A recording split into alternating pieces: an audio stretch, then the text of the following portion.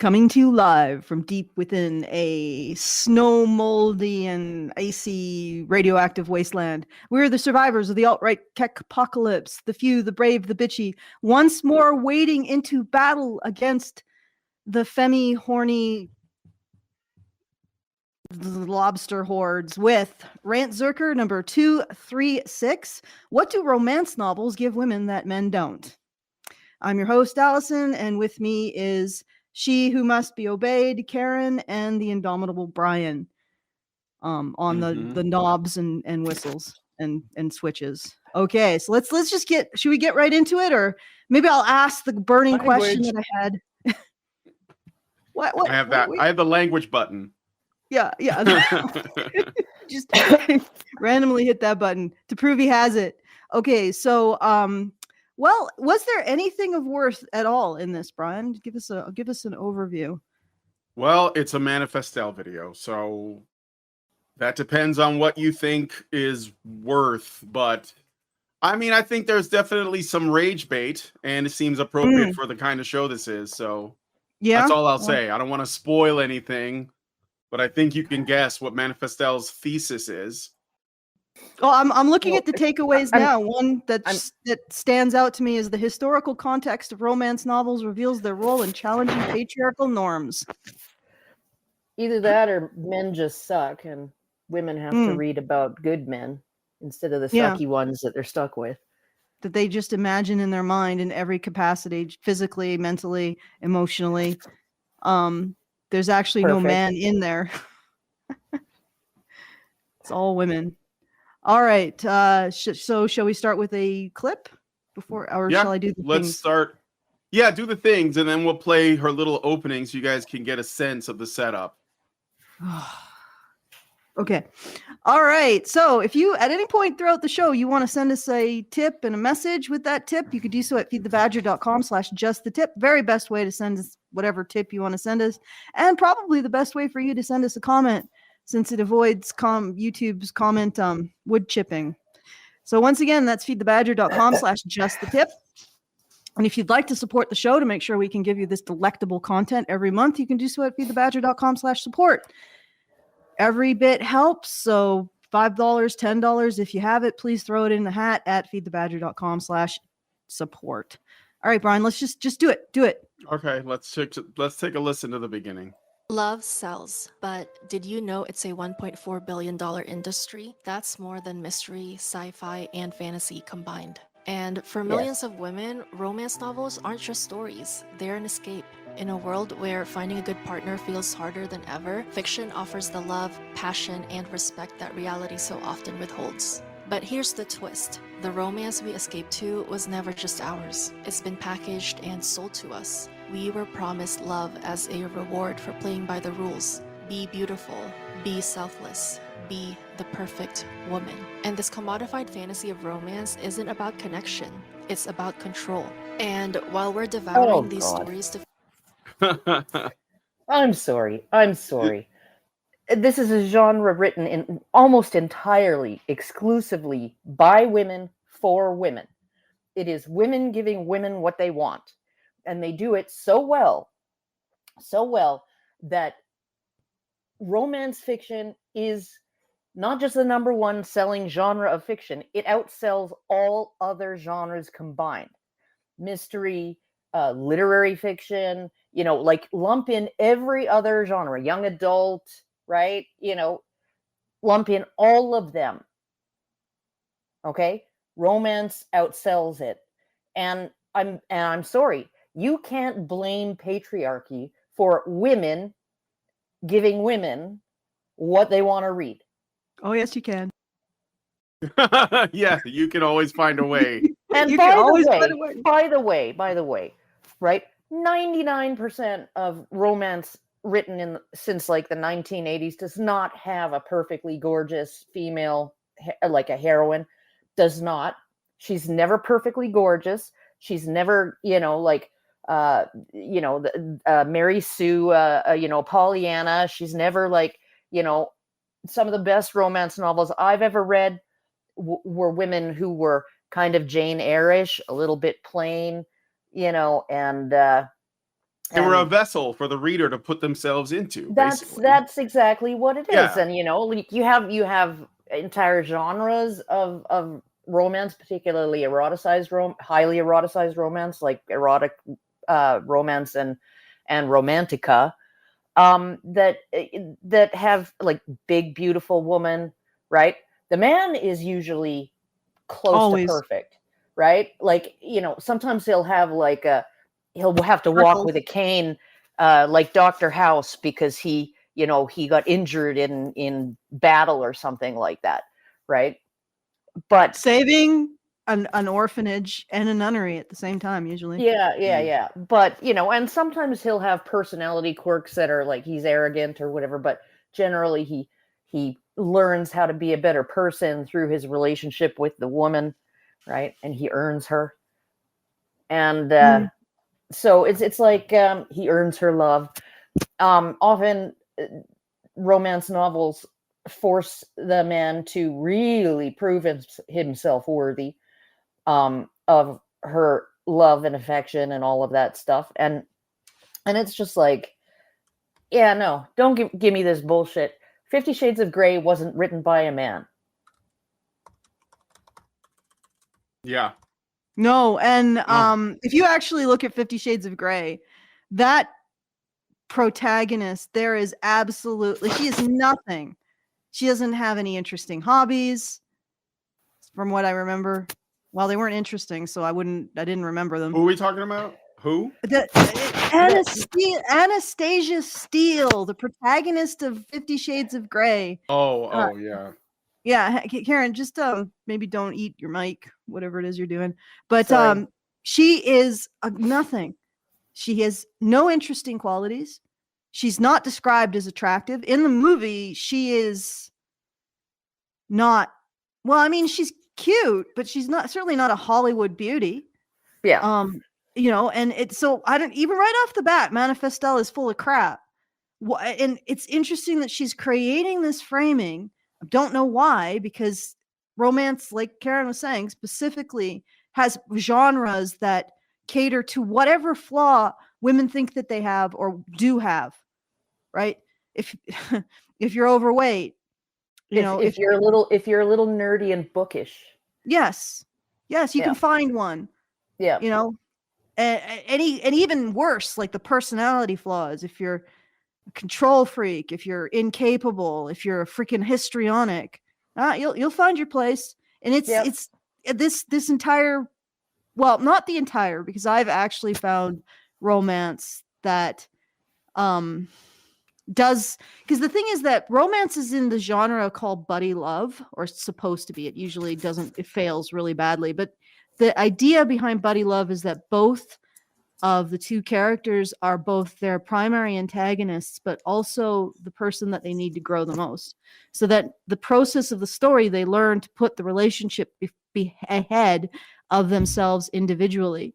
And that applies to buddy cop comedies and that kind of stuff. Even like The Terror. If you guys have watched The Terror, which is not a documentary, but a dramatization of the attempt to get through the Northwest Passage of, I believe, the British Navy. And it is a story between these two male characters. One is I believe, the overall captain of the expedition and his second in command. And they are up to the point where they get to the survival situation. They are completely at odds. They hate each other. And the story is about them overcoming that and growing close as friends. Right. So that's the kind of genre it's supposed to be in. And sometimes you find a romance that actually plays true to that. So for one I'm thinking about, which is probably one nobody has heard of, I don't even remember the name of it, but the female character met the male character in a sort of a scientific retreat and found out that he was being brainwashed and used by the government. And the entire story is her attempting to rescue him from this situation. And it is actually pretty harrowing how much she has to do. And she only manages it because of the charity of friendships with men that she makes along the way. And her end reward is that she gets him to safety in like this rehabilitative home. He doesn't remember her at all. Yeah. you know, but he's safe. And that is actually more in line with what romance is supposed to be than a lot of the stuff that Manifestelle is talking about. But of course, she would probably read that story and instantly fall into a coma of like, oh my I God. can't believe patriarchy foils the woman and doesn't reward her hard work yet again. Well, it doesn't reward. Well, I mean, she did get a reward, but the whole thing was about her hero's journey, right? Her standing up to all of this bullshit. And it's actually one of the only romance novels that explicitly acknowledges the because she's part of a more of a conservative culture, but she acknowledged that because she was part of a more patriarchal culture, she got away with more as a woman. She acknowledges it in text. Yeah. I was Yeah, like, yeah. whoa, my good gosh, I've never read a romance like this. So there are some of them out there. But for the most part, they're just wish fulfillment for women written by women. And of course, Manifestelle sees patriarchy in that. Does she ever explain, Brian? What? How? Well, let's. Let's I think Let's- that. Yeah, let's listen to more of the video. Okay, so let's finish this intro. I think it's almost done, anyways. Feel seen, we're also being told what we should settle for in real life. But what if we stopped buying into their version of love and wrote our own instead? So okay, so she's basically going to propose. I'm going to jump ahead to the first time code here. That essentially romance novels have not served women in the past, even though we just talked about firstly that they're written by women for women most of the time, and secondly that they are like the biggest market. And when it comes to fiction, period, like bigger than everything put together. And I want to. I'm not going to say it now, but I'm going to. I want to add something to that I think is often overlooked in terms of why the romance genre is so big. But let's get to where because she does like an ad read for better health, which apparently she's not getting. And and I should open up the did you already plug the super chows? I should open up Yes, this but one. I before we continue, I just wanted to say, like, great job on Karen's avatar. She's in the it's kitchen working, right? too, which is I where put she her should in the be. yes, I put her in a kitchen from the 50s. So I Oh, thought that awesome. would be funny. It's a really That's nice great. kitchen. I kind of wish I had one like that, but yeah. yeah, me too. Yeah, it is. I can't see it, but yeah, I if you watch the definitely video know. later, Yeah, you'll I see definitely it. know Yeah. that's the kitchen that I want. Yeah. if it's even remotely nice, like if it's even like just a plain typical apartment galley kitchen, I'll take it over what I got. It's styling. It's got the seafoam green and the period refrigerator, interestingly in red. Tile, And the checkered tile floors, tile floor, yeah. like a diner, and then leather stool seats. It's nice. And some I see some what is it, that dimpled steel like accents. Very nice. All right. It's not, I don't think that the colors are bright enough to be truly 50s retro, but it's getting there. Probably. Well, I didn't want it to contrast too much and clash with the cartoon. Yeah, Karen. exactly. So, No. Not blaming your aesthetic choices. Yeah. I understand. But yeah, it's nice, and it's adorable too, because you see Karen with her little bottle of wine and her mouth moves, but she looks like a badger. Okay. All right. All right. Let's play she's going to get into the topic now. To the topic, let's talk romance novels.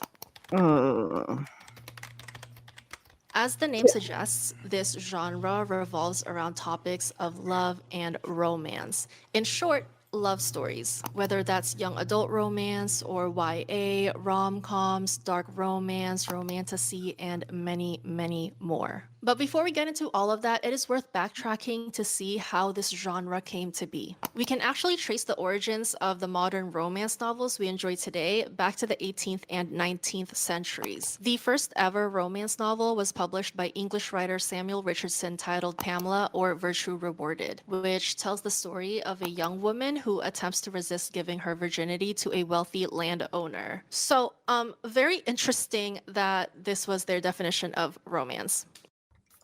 So did you see where she's sort of poisoning the well by saying, "Here's the Yeah, first but- book," and go And ahead. also, I she- don't think that's right, is it?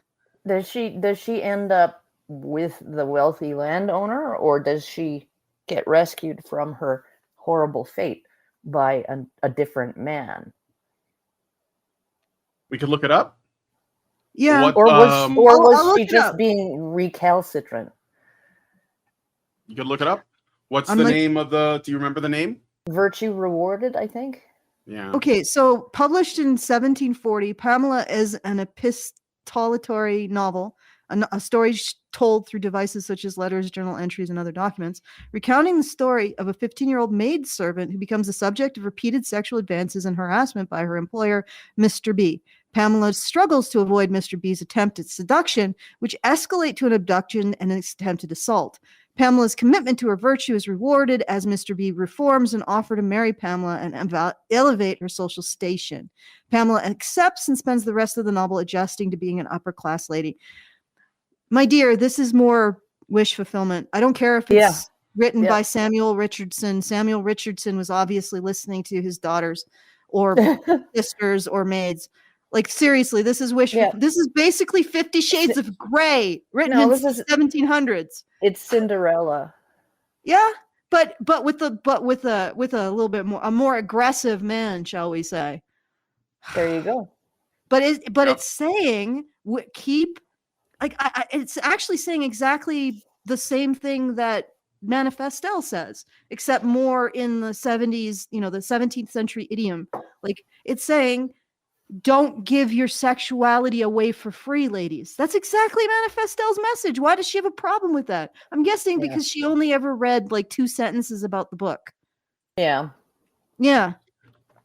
Like, Manifestelle, Pamela kept what would be kept her Chastity trousseau. intact. She kept her trousseau and got his trousseau. Isn't that your classic statement? Keep your bag and get his bag. That's what she did. Yeah. Like, do you see what I'm saying, Brian? Because we've done a lot of Manifestelle, Karen, and her favorite saying is "Keep your bag and get his bag." Yeah. That just sounds get that like bag while she doesn't holding on to her sound old bag. like. Is she a feminist or is she just like a gold digger? Yes. Yes. Both? Yes, both. I mean, probably she's an opportunist that will use feminism to like line her pockets, but again, that's not really antithetical to feminism anyway. So since feminists themselves are like gold diggers necessarily, like they use their ideology to line their pockets and keep them rich. Yeah, it's just they're not Buy attractive large enough mansions. they're not Yeah. attractive enough to like get an Elon Musk to impregnate them. No. So Okay, so I just want to say that is not the first romance book. Okay. I think romance has been around for as long as there have been stories, right? I mean, maybe it was the first that was written as a book, but there are earlier works that go back to ancient Greece and Rome. Mhm. yeah. So right off the bat, she's full of shit. She's altering what it means to to what you would call a romance novel. Like the definition of a romance novel might be something that came out after the printing press, and I don't know, but it probably would have come out after the printing press and modern bookbinding. So yeah, exactly. So they're one strong candidate for an early work of romantic with romantic elements, or that's a romance story, would be Daphne and Chloe, written by the Greek author Longus around the 2nd century CE. It's a pastoral romance that tells the story of two foundlings, Daphne and Chloe, who grew up as shepherds on the island of Lesbos, fall in love and face. So they had lesbian stories like that. Some of the earliest ones. Yeah. Okay, fall in love and face various trials. There's also Greek novels like Leucippe and Ctesiphon by Achilles Titus, the Ephesian Tale by Xenophon of Ephesius. So it goes on. I mean, you could say that even the story of Hades and Persephone, right, is a romance. So yeah, this is not the case. She's just wrong. It goes. There's romantic literature is ubiquitous throughout history. Yes. So yes. So yeah. So okay. So here's where this book she's talking about comes in. So if we're looking for something closer to the modern romance novel, prose fiction focused on a romantic relationship with an optimistic ending, we need to jump to the 18th century. Many literary historians point to Samuel Richardson's Pamela or Virtue Rewarded 1740 as a pivotal test. So, but again, there are older, and some argue that Pamela is actually more about morality and class than it is about romance. And the tone can be felt the tone can feel didactic. If you want a purer romance, you might look into later 18th century works like Fanny Burney's Evelina, 1778, which follows a young woman navigating love and society, ending in a happy marriage. So, and then there's Pride and Prejudice. So the Brontes and the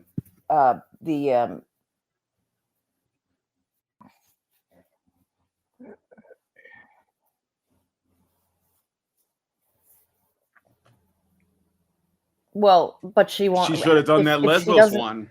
If she doesn't,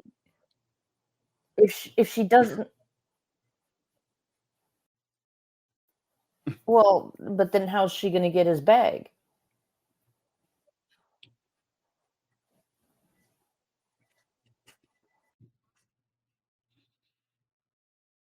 She's like the dog with a bone in its mouth that walks over the Alison, bridge. you're gone for some reason. Why did you disappear? People might not be able to hear you. Let me. Yeah, no, she's back. Yeah. Did you drop out for a second? Hold on. I gotta add you, because if you're not in here, then nobody can hear you talk. So give me a second. Yeah. Well, no. Yeah, but I'm not sure. I'm not sure. Just if you drop out again, let me know when you come back, because I'm looking at 3 screens at the same time. All right, you're back now. All I gotta say is Manifestelle is like that dog with a. Well, okay, you go ahead and make your point, Alison, because. All right, so I don't know if you guys heard me when I dropped out, but I basically said that Manifestelle wants romance. She wants a romantic relationship, but without another person in it. And she wants to get men's bag, but she doesn't want to have the man involved in getting the bag at all. She doesn't want to have to appeal to men to get their bag. She should just walk down the street, she could go to Wall Street, in New York, and walk down, and all of the traders should just hand her a bag for existing. And also that should happen to all women. And that would be a non-patriarchal society. Except why do men have the bags to hand to women in the first place? The bag should never have even touched a man. Like, oh my God. All right. No, what she wants a romance, like that dog walking across the bridge, in that fable where he's got a bone in his mouth and he looks over the bridge into the water and sees another dog with a bone in its mouth, and and when he goes to steal the bone from that dog, his bone goes into the water, right? Because it was a reflection of himself. That's the love that she wants. She wants both bones. She wants the bag in the mirror to be real. Yeah. Yeah, she wants to get the bag from herself with no intercession of anybody else, but not actually have to do it herself. Yeah. Just by virtue of the value that she brings to the universe. Yeah. All right. I don't know. Let's listen to some more of this. I jumped ahead a bit, so. Eventually, new authors emerged, ones like Jane Austen and Anne Radcliffe, who wrote about the daily lives and struggles of female protagonists. And this shift from Radcliffe and Austen reflects not only a shift in the stories that were told, but a deeper shift that saw women using romance novels as a tool to challenge the patriarchal norms of their time. And nowadays, To challenge the patriarchal norms of their time. Like what? Being an adult female child of a wealthy family and having all your shit paid for until you finally fucking settle on Mr. Darcy? Don't And then continuing to have all your shit paid for, or what? Or whatever that dude's name was. I don't know if this is true, and it may not be, but don't a lot of romance novels, especially these sort of Victorian ones, involve women of high status? They're not really about like peasant women or you like got Jane working Eyre. class women. Jane Eyre was a working class woman. She was like hired as a governess, right, for Mr. Rochester or whatever. And but yeah, no, it's typically it's aspirational in the sense for the reader, in the sense that most of these people are, and you can really tell through the 1800s, right? And that even like writers like Charles Dickens, right? There was always some Deus ex machina, right, at the end. That Alison dropped out again, by the way. At the end of the story, like it turns out, Alison dropped again. It turns out Alison's dropping again. But go ahead, finish your point. I'm just going to be on the lookout for when she comes back. It turns out Pip, he ends up being, sponsored by some wealthy person. So I mean, he can buy his papers back from. He was going to be learn a trade. So he was an apprentice, and apprentices are generally treated like crap, right? And he had a wealthy patron who basically said, no, you don't have to live like this, right? And paid his way through life. And, so it's all of these kind of rescue stories, right? Like when it is even about Oliver as well, turns out, oh, the rich man down the street was this orphan's real grandfather or whatever, right? As it turns out. And so you have all of these stories that it's just, they really are Cinderella stories where women, or sometimes boys, go from scrubbing floors to living in the castle. Learning that living in a castle, and and marrying somebody who, for the females, for the women, the heroines, marrying somebody insanely wealthy, right? And that's just how it is. She's back. Yes. Yeah, I see. Good. Yeah, I noticed that my internet's cutting out. It's probably just another situation. Is your cat playing with your freaking cords? No, actually, I think it was cutting out before then, although she did play with my cords, which might have been a contributing factor. But what happens is that everything sort of thaws, and now it's gone cold again. So there's probably ice on the lines, which is breaking them. Apologies, guys. It's just basically rural Canadian internet. We might do better with just tin cans and strings. But anyway, let us continue. All right. Okay, Karen. I think. Were you done? In the sense that, like in 18th, in this era of literature, whether it's just Charles Dickens or Jane Austen or the Bronte sisters or whatever, whenever it's centered around a protagonist that is down on their luck, even the erotic romance novel Fanny Hill, right? She ends up marrying the rich guy, right? And with orphans like Oliver Twist, he ends up actually being the real grandson of the rich guy.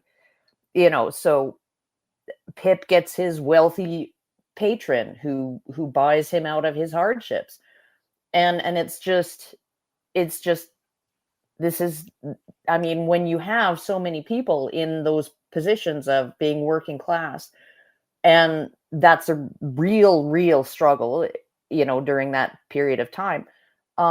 You're going to have stories like this, and they are very romantic, and they are very like Cinderella like, you know, where she went from scrubbing floors to, you know, to dancing with a prince at a ball because of a fairy godmother, right? Right. Yeah.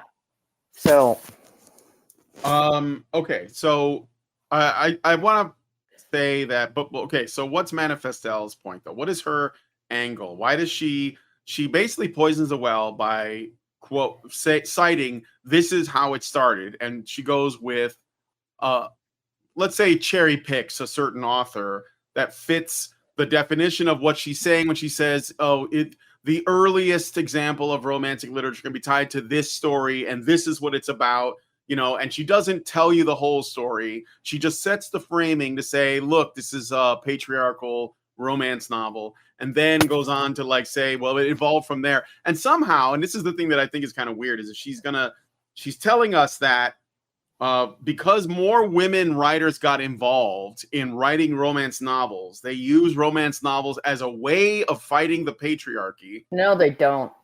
But that's what she's claiming. They absolutely don't.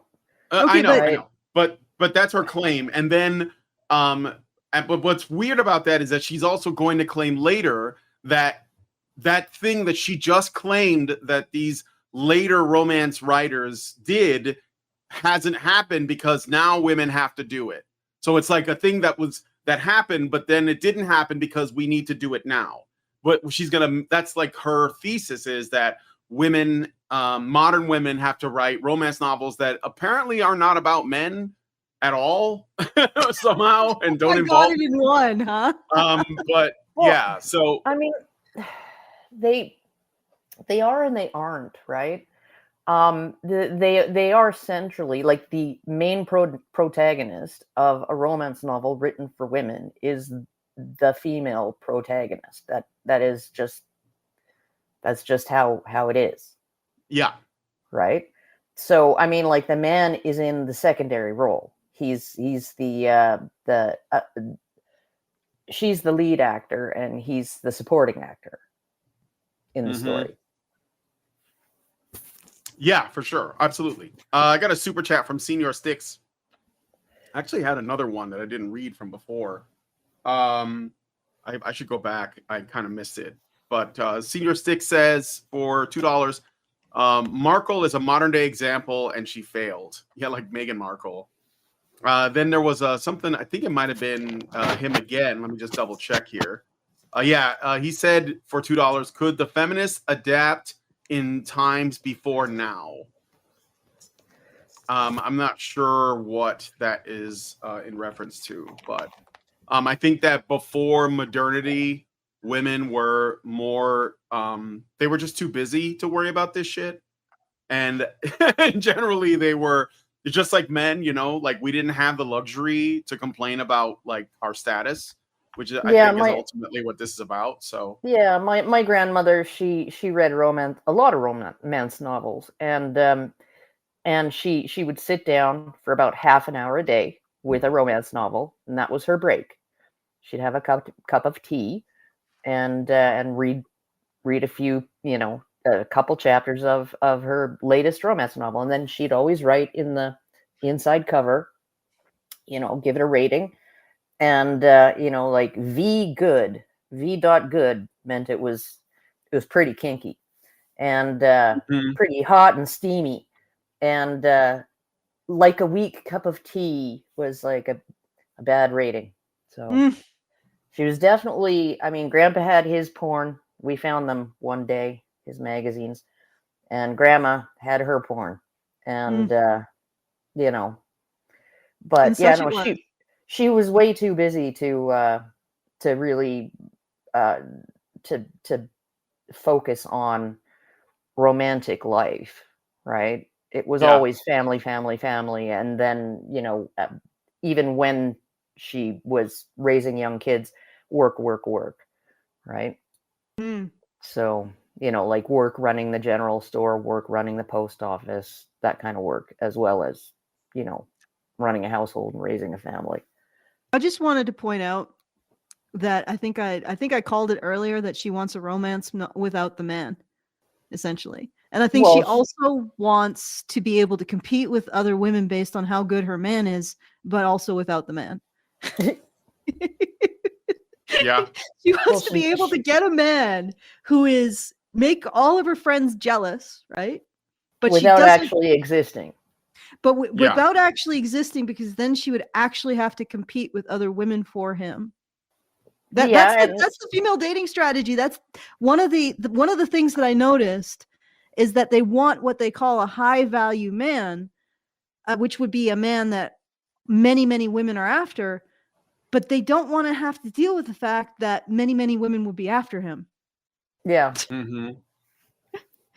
Oh man. Okay. Well, this is all based in evolutionary psychology. Like, don't like evolutionary psychology / reproductive strategies that are biologically based. So yeah, it's not very. It's leading now to the destruction of the human race. But it's twisted out of shape at the moment by people like this woman on the screen here.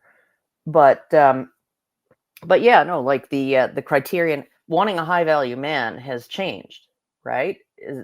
As women price themselves out of the regular market, of the regular ordinary man. They've priced themselves out of that market because they can earn just as much as a man. So, they need a man who earns more, and they won't settle for anything less. So it's like, what are you going to do, right? The whole thing is being perverted and twisted out of shape. Yes, so. absolutely. Let's do some more. Let's listen to the next time code. Romance genre is as big as it is in the first place, like $1.44 billion big. As I've mentioned earlier, romance novels, the vibe is escapism. Romance novels provide readers with a sense of escapism. Author Jamie Gold writes that escapism brings readers into a world different from their day-to-day lives, and often these worlds are designed to be better than a reader's reality. So for those who live in a world where genuine emotional connection is scarce, romance novels offer that much-needed sanctuary. From the super attractive male lead to the passionate love story, these books paint a picture of romance that feels almost magical, allowing readers, particularly women, to experience relationships that are free of the monotony, emotional labor, and unfulfilled expectations of real life. I'm just pausing there. There's more to it than this. Sure. But I mean, like, that's the whole reason why you read books. Like, and nobody in their right minds would want to replace themselves with some of the main characters in a lot of books,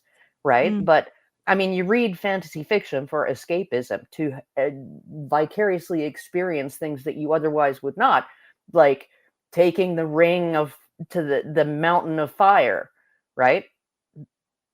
Like struggling and striving and climbing and fighting off all of these monsters and stuff, and managing to get to Mount Doom. Like, that's not an experience that anybody actually ever wants to have, but it's an experience that we are interested in vicariously in imagining what that would be like. Right? Yeah.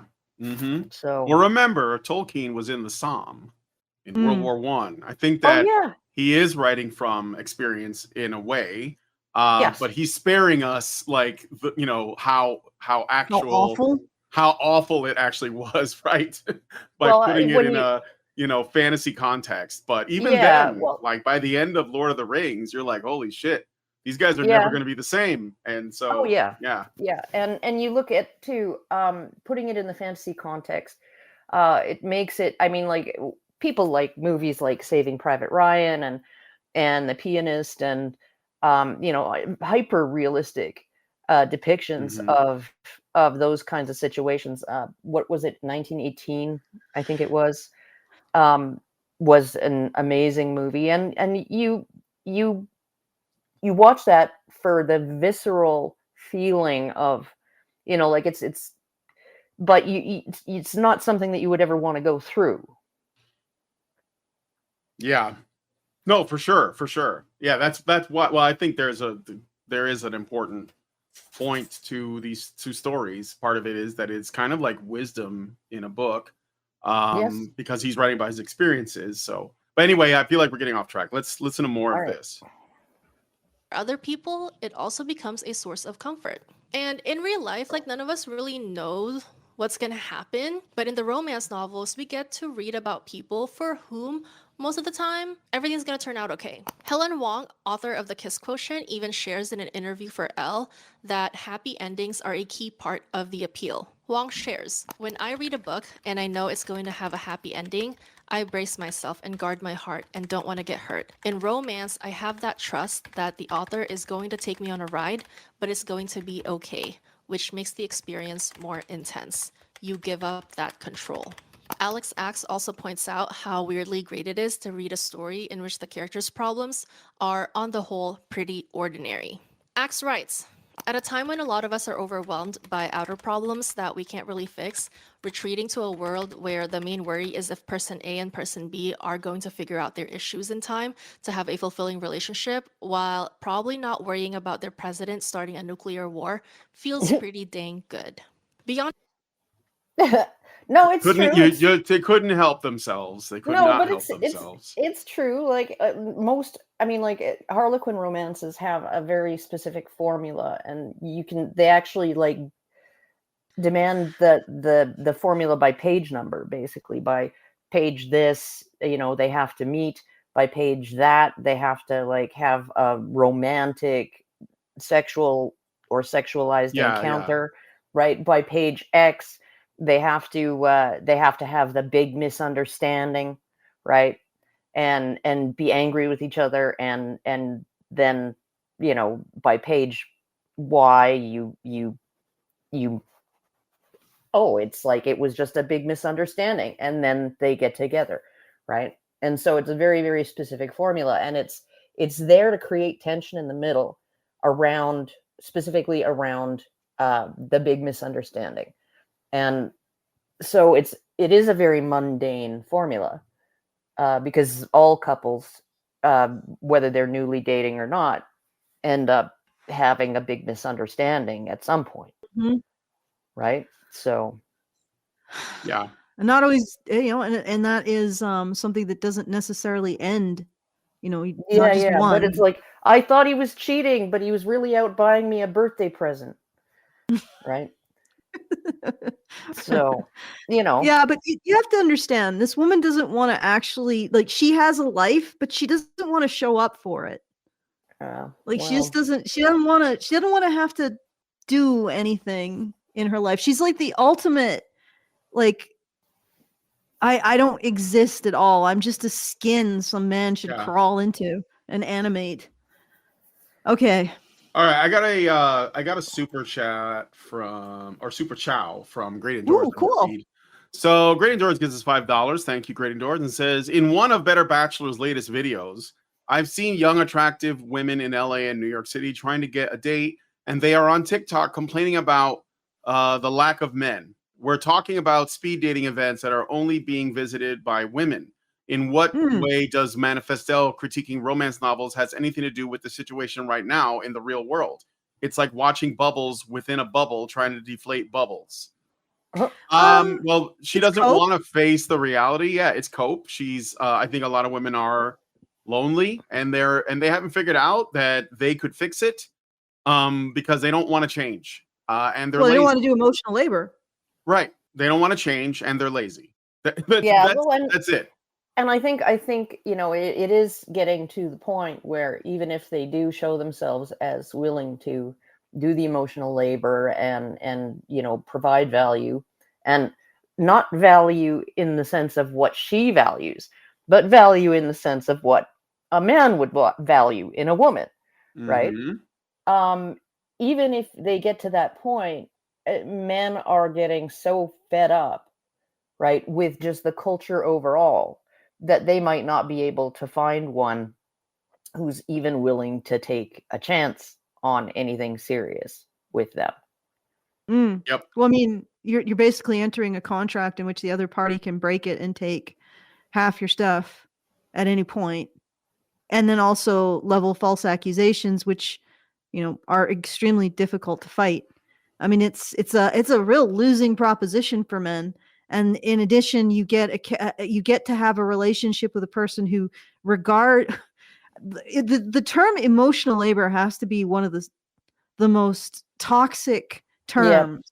Yeah. Because basically what they're saying is my side of a relationship is worth more than a man's side of the like my caring about his feelings is worth more than him caring about my feelings.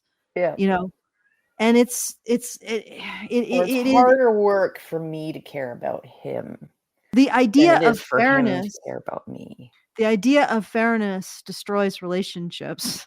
And Yeah, this is no, what he's selling. reciprocity is bad. But I think me and Brian determined, Manifestelle is just giving women excuses to continue to live in misery by saying that the grapes are sour.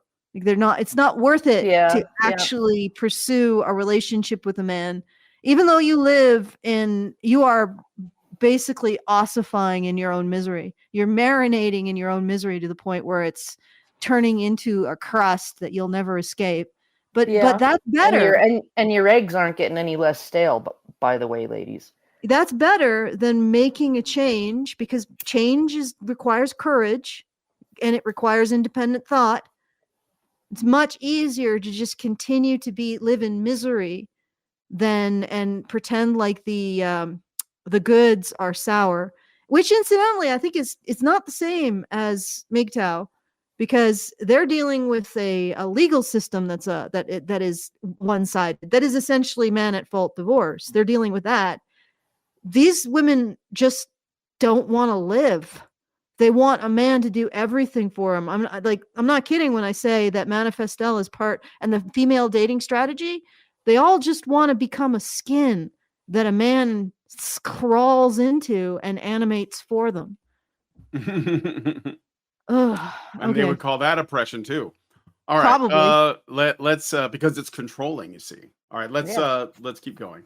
On escapism and comfort, though, romance novels also help readers navigate being a woman in the world by validating our feelings and emotions.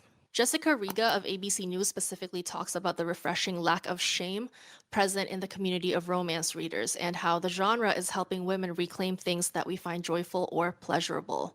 As bookseller Amy McKinnon puts it, genre fiction has for a very long time been a male thing. So fantasy, sci-fi, crime novels. With the rise of romance, you have predominantly female writers reading predominantly female authors. I just think it's great to see women reclaiming some of genre fiction. Because quite often, romance novels are silly to the extent that they hate each other and fall in love. Okay. You're just going to say more about this. Hold on. But there's nothing wrong with having things that are purely for female joy, whether that's the or the really cheesy romance of it. Okay. All fiction put together, right? The entire fiction industry. Over 80% of the editors, the people who choose what gets published and what doesn't, are women. Right? So don't give me this bullshit about how genre fiction is male dominated.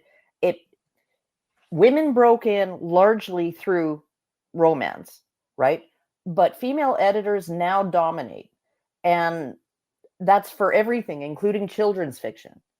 So, and crime and mystery and, action and horror and all of that, all of it. Mm-hmm. Right? So I'm sorry, but you don't get to say that anymore. You don't get to say, oh, the industry is patriarchal, right? When it's dominated by female authors, and that includes in a lot of non-romance genre fiction these days too, right? Like men are clinging by the atoms on the tips of their fingernails to a place in, the sci-fi and fantasy fiction market. Clinging is optimistic, I'm afraid. I think pretty much gone. I mean, the only men left are ones who can claim to be gay or non-white, or part of a maybe Muslim. Did you want to say? You still got your Dan Browns and your wanna- Brandon Sandersons, and Yeah, Stephen King's. Brandon Yeah, Sanderson. the big names. Yeah, But yeah. there's not, like, when they die, that's going to be like, literally, guys, when Stephen King dies, that's going to be the end of fiction. When Brandon Sanderson dies, there isn't, because there's nobody replacing them. Nobody. Yeah. And it's going to be the end of women's fiction too. Because get this, the reason why these books that women are writing sells is because they've co-opted tropes from men who did all of the heavy lifting, and some women too, let's be fair, who did all of the heavy lifting in the early 20th century, basically the 20th century, right? That those people wrote the actual worlds that these women are now placing their stories in. They wrote the actual story concepts, the actual characters that these women are appropriating. All we see now in fiction is basically fan fiction of other people's stuff, nothing new. And when there are no longer the big male names, the entire industry is going to collapse, because nobody will want to read something so boring. Well, And it'll just be the same shit over and over. it'll be the same shit over and over. There'll be nothing new to co-opt. And I'm not saying that in the past there weren't creative female authors. There were. But that's not what's happening now. They existed in a male construct around merit. Now the entire industry is based around checking off a Pokemon box, not Well, about merit. And when you look at it too, with with the male readership, I mean, like, there are a lot of men out there who would rather read nonfiction accounts of World War II and stuff like that, right? Or Van Nostrand's Scientific Encyclopedia, or like stuff like that. But you still have, some genres of fiction, mostly on the screen, right, that have strong male audiences, like mostly male audiences in some cases, right? But that's getting watered down too. It's getting that what appeals to the male is getting diluted, right, by female sensibilities. By it really is kind of like that article that made me discover the Spearhead online magazine, right, which was my first experience of men's rights activism. The very first article was a complaint that science fiction now always needs a romantic subplot to gain the female audience, right? And so it's like you can't just find hard science fiction anymore. There's always some kind of something to appeal to the female readership or the female audience. And okay, well, they want to maximize their profits, right? They want to maximize their sales, and women will drag their boyfriends and husbands to the theater to watch things, and women will buy books more often than men will. But I mean, the days of David Gemmell are like they're gone. Like the days of that kind of fantasy fiction where the romantic subplot, if one exists, is like minuscule. It's subtle. It's barely hinted at. Can I say a few things? Yes. I want to. Okay, thank you. So I have a few things floating around in my head that I want to bring up. Okay, so first of all, men are reading fewer books than women by far. There is almost nothing for them to read. So in terms of like escaping into literature, it is a shrinking. And I'm not saying that men aren't writing books, but that's not the important question, because men can write books for women, and they often do. But that men are not finding any books that are fiction, nonfiction, sure, historical, maybe philosophical stuff. They'll read that. But fictional books written for men are like a vanishing prospect. Okay. So that's just not happening. And it's because it's not being written. These things are not being written with men in mind. There's no interest for whatever reason. I saw there's more and more YouTubers that write or that make videos about writing have have pointed this out. What it's like, why is it that we don't have fiction for men and boys anymore? Right? These stories are just non-existent. And there's lots of claims about it, but the fact is that men are not reading books as much as women. The other thing I was thinking about is Manifestelle is talking about reading as escapism, which I get, right? So, but here's the thing that I think is funny about this. A couple things. One, it's funny because when men want to escape, women come in there and they tell them that they're not allowed to do that and that they should get a real job or do something productive. So men escape by what? Playing video games. Why do men play video games? Because they want to be agents in the story. They want to be a part of it. That's why men generally are more interested in playing video games. The truth is that video games as a form of storytelling and entertainment is the biggest right now. Not barred, flat out, there's no competition. Hollywood is dead. Books are not for men anymore because women are writing them for other women, and men who write books are writing them for women as well. Music is garbage. So all that's left is video games, and that is being attacked because, and I think this is the real reason, because men enjoy them. And one of the ways that it gets attacked is that men get shamed for playing them because they're not allowed to escape. Yet women like Manifestelle and lots of other women will probably agree with this, is that they'll argue that reading romance novels is actually a higher form of escapism. It's more, it's more prestigious, or it's more elite for whatever reason. And they'll that's what they'll argue, is that, and that women need to escape because the real world is so scary and oppressive. So that's another thing, is that it's funny that she thinks that this form of escapism is good, while men's forms of escapism are always being attacked. And then the last thing I want to say about this, which I think is really interesting as well, there's been a lot of talk about the dangers of pornography and how it can affect, people who consume it. Usually these criticisms are directed at men as well. Now, I think that there might be some meat on those studies. And I do think that there is something that to be said about how porn can affect the minds of men, especially young men who are consuming a lot of it.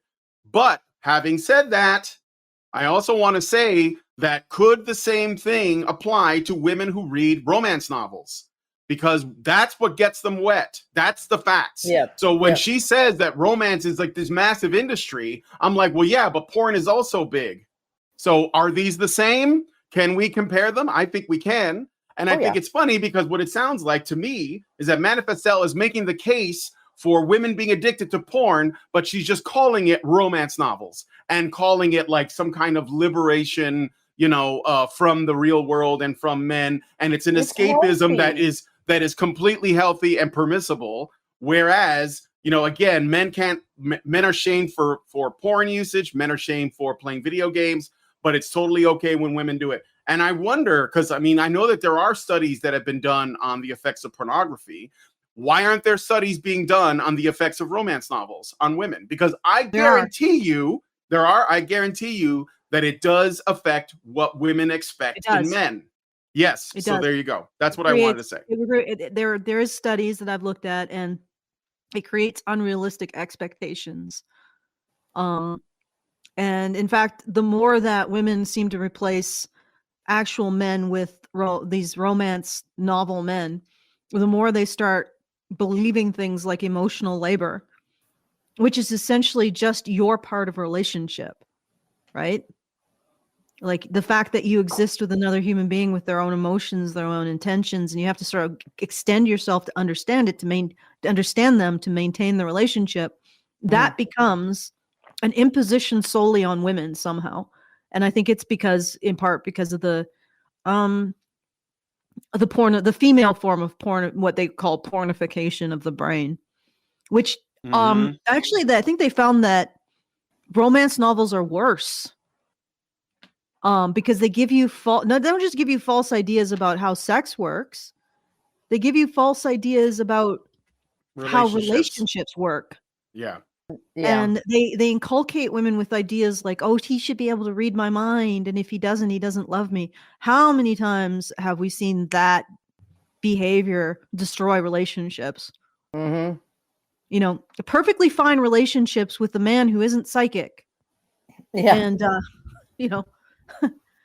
But yeah, that's I have seen the studies, and they do show that romance novels cause problems. But of course, if they cause problems in women, she would argue that that's just, any problem that a woman has is a man's responsibility to fix. Well, Mhm. All right, Yeah, so I was just okay. Let's play. Let me look how at many the more time time codes are codes. there here? I have let me see what I have one more written down, but there's definitely some more stuff like we could get into. So let me jump ahead to the next thing. It's like right here. Okay. Real life relationships are for women. And that makes so much sense, especially when you think about how the emotional labor that's required to sustain relationships disproportionately falls on women. It In doesn't. an article for Elle, No, but Allison, of course Okay. it does, because as Okay. you know, it's emotional labor. Emotional Okay. labor. If you're talking about certain expectations for maintaining ties with family and things like that, yes, women are generally the ones who do the Christmas shopping for the family. Women are generally the ones who fill out the Christmas cards and organize the family dinners and all of those things, right? Like they're generally the ones who do that kind of stuff, right? And are expected to do that kind of stuff. I don't do those things. See, that's you can choose not to do that. You can choose not to bother with Christmas cards, They right? get thrown out anyway. Well, yeah, and it's like who the fuck cares, right? Like why would I spend the money and go to all the trouble and I'm going to write a little personalized note in every one, right? For people that, live halfway across the country or all the way across the country. I can talk with them on the phone, right? I can keep up with them via email, right?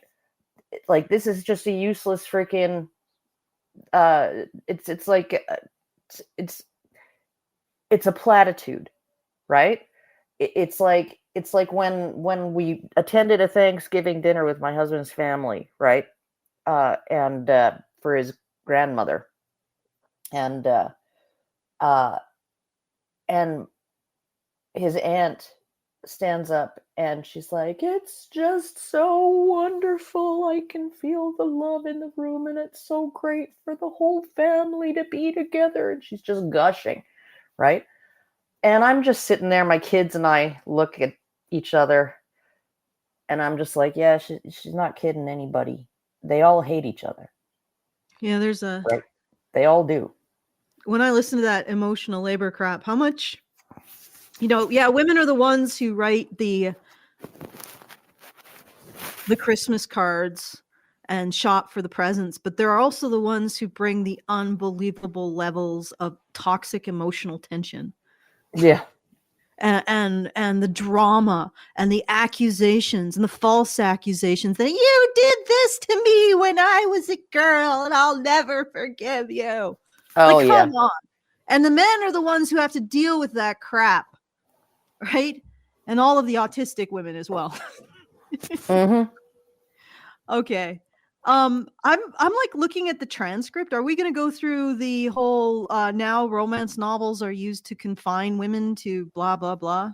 Is that what we're going into now? We're I think we're heading there. Yes, I think so. So Okay. all right, here we go. Catherine Laidlaw sheds light on this common experience among women. One of the women who uses the alias Christine in the article. Oh yeah, I forgot to read the super chow I just got. Winter gives us $10 and says, "Honey for the Badgers, great show today." Thank you, Winter. Okay, I just want to make sure I didn't forget. Shared how her relationship dynamics with her boyfriend was draining her.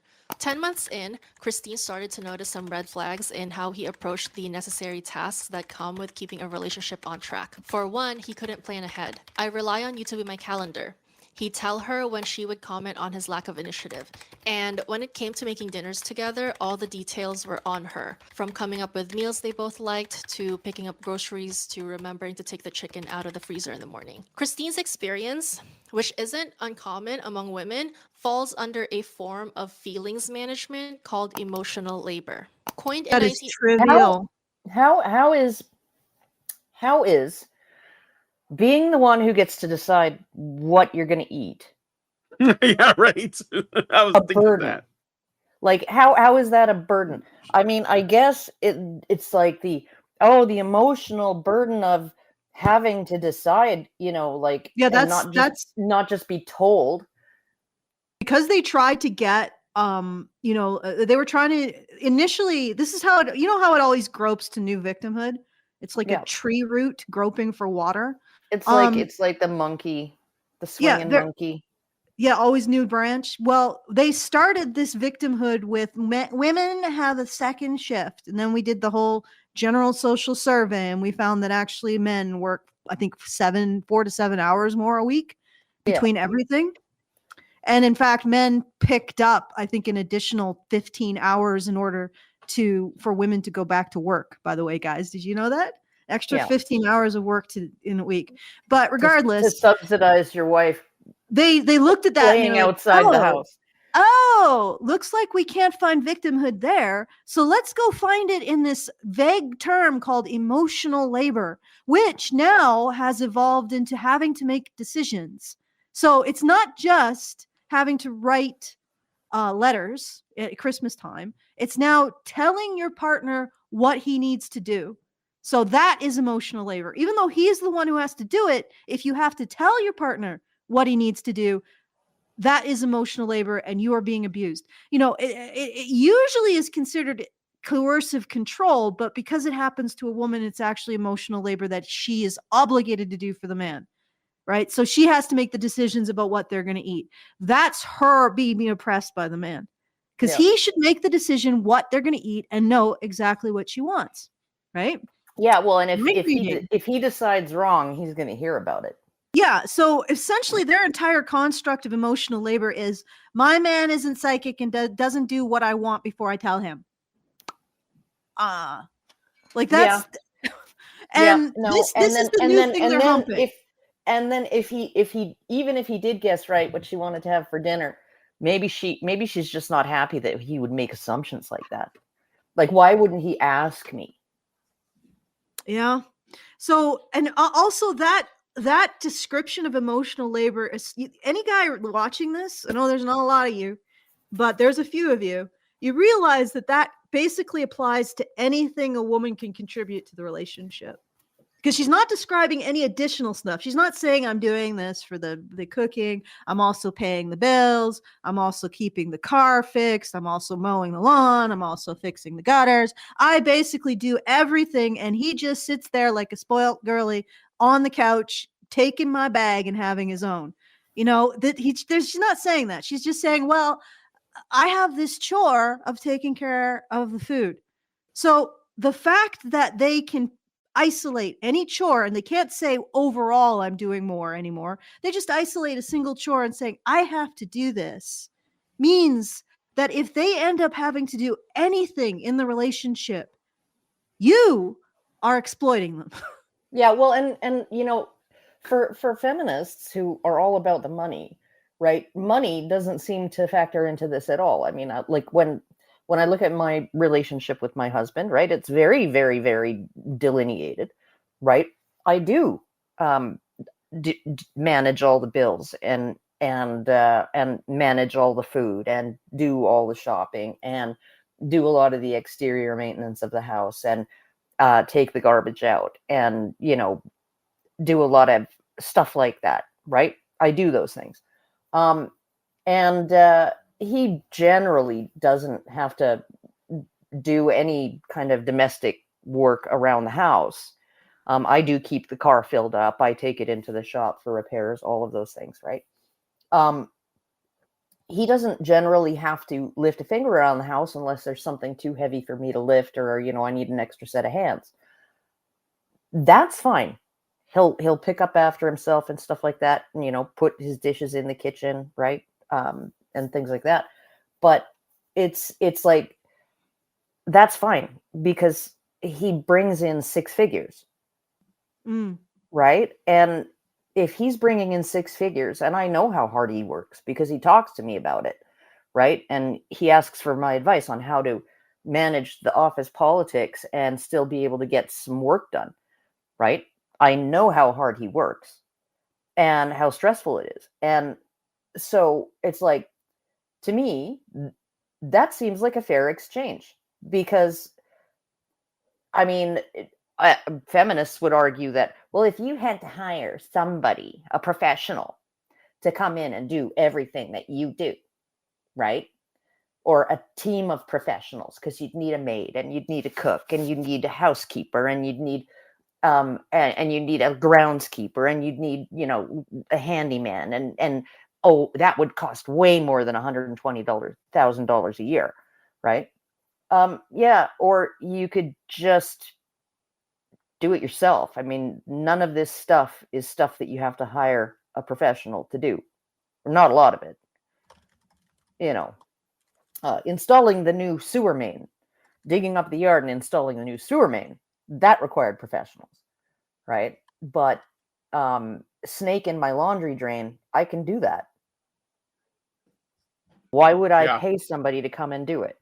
I heard that one guy actually countered with his wife on that. She wrote up everything that he would have had to pay in order to replicate her labor, and then he wrote up everything she would have to pay to get the lawn mowed, to get the gutters fixed. Because she has to pay half of that, because this is all half of her stuff, right? So she has to pay for all of her own clothes and half the kids' clothes, and she has to pay for her car and her car's insurance, right? She has to, and gassing it up and all of these things, and she has to pay for half the food, and she has to pay for half of the household supplies, half of the furniture, half of everything, half the rent, half the mortgage, half the homeowner's insurance, half of everything, right? And once you drill down into what she would owe, if she was paying 50% of everything that was mutually shared and 100% of her own expenses, her makeup and her toiletries and all of that shit, right? Meanwhile, he's washing with Old Spice 2-in-1 body wash and shampoo, right? He's got his one toiletry. Yeah.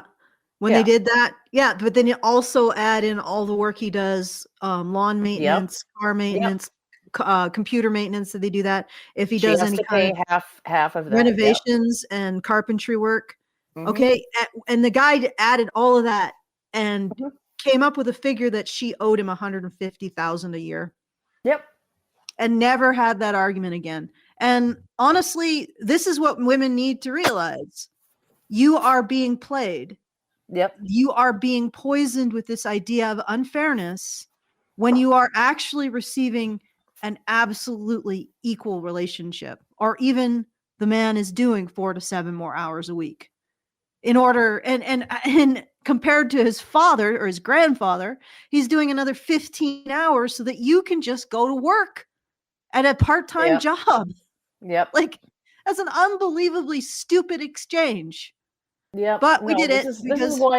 This is why a lot of women back in, like when I was a kid, a lot of women went to work, right? And you had these playgrounds all over the neighborhood, these suburbs just sitting empty all day because none of the women were home. All their kids were in daycare. But my mom and one of our neighbors, right? Well, one of our neighbors, she took in mending. Right? She just put an ad in the paper, right, saying, bring your clothes to me to mend, and I'll mend them for you for this much money. My mom babysat. She participated in an underground economy. She gardened. She did all kinds of stuff to both save money and I don't think we really bought vegetables at the grocery store ever, if they were able to be grown here.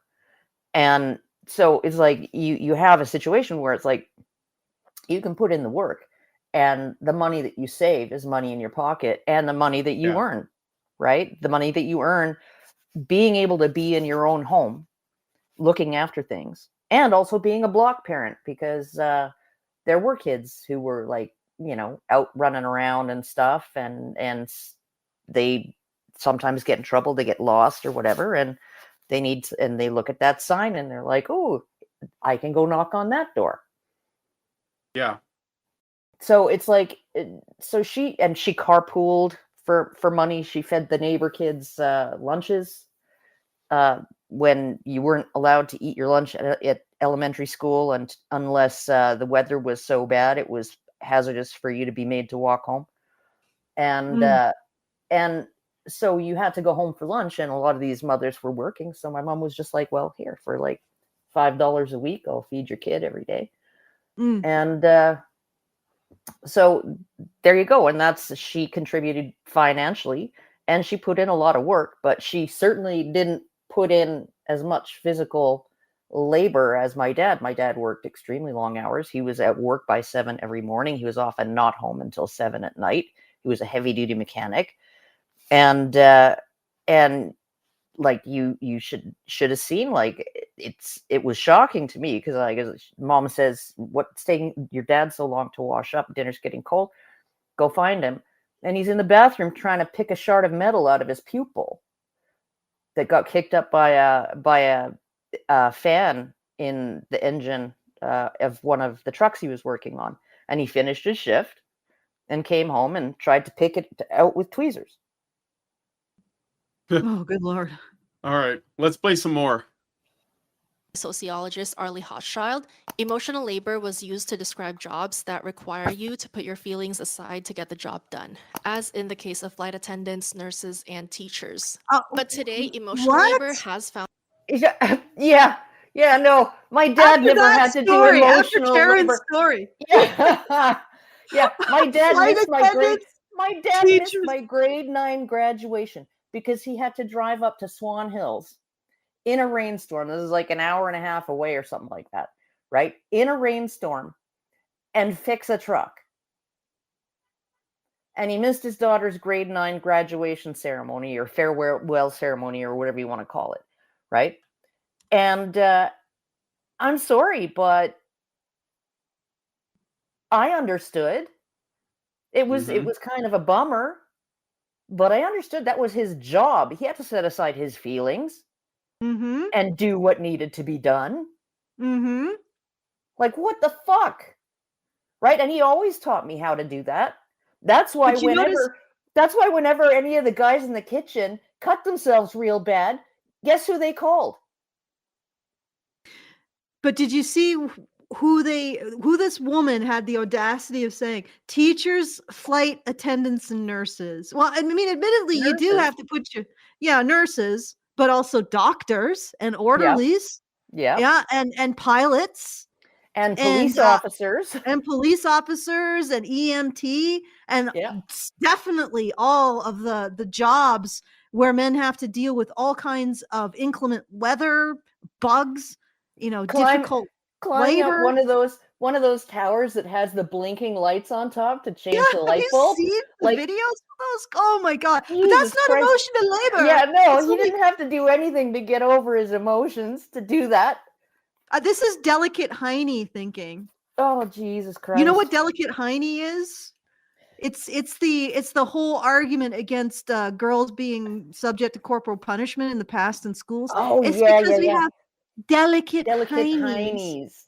heinies. This is emotional labor, and men's work isn't, because you ladies have delicate heinies.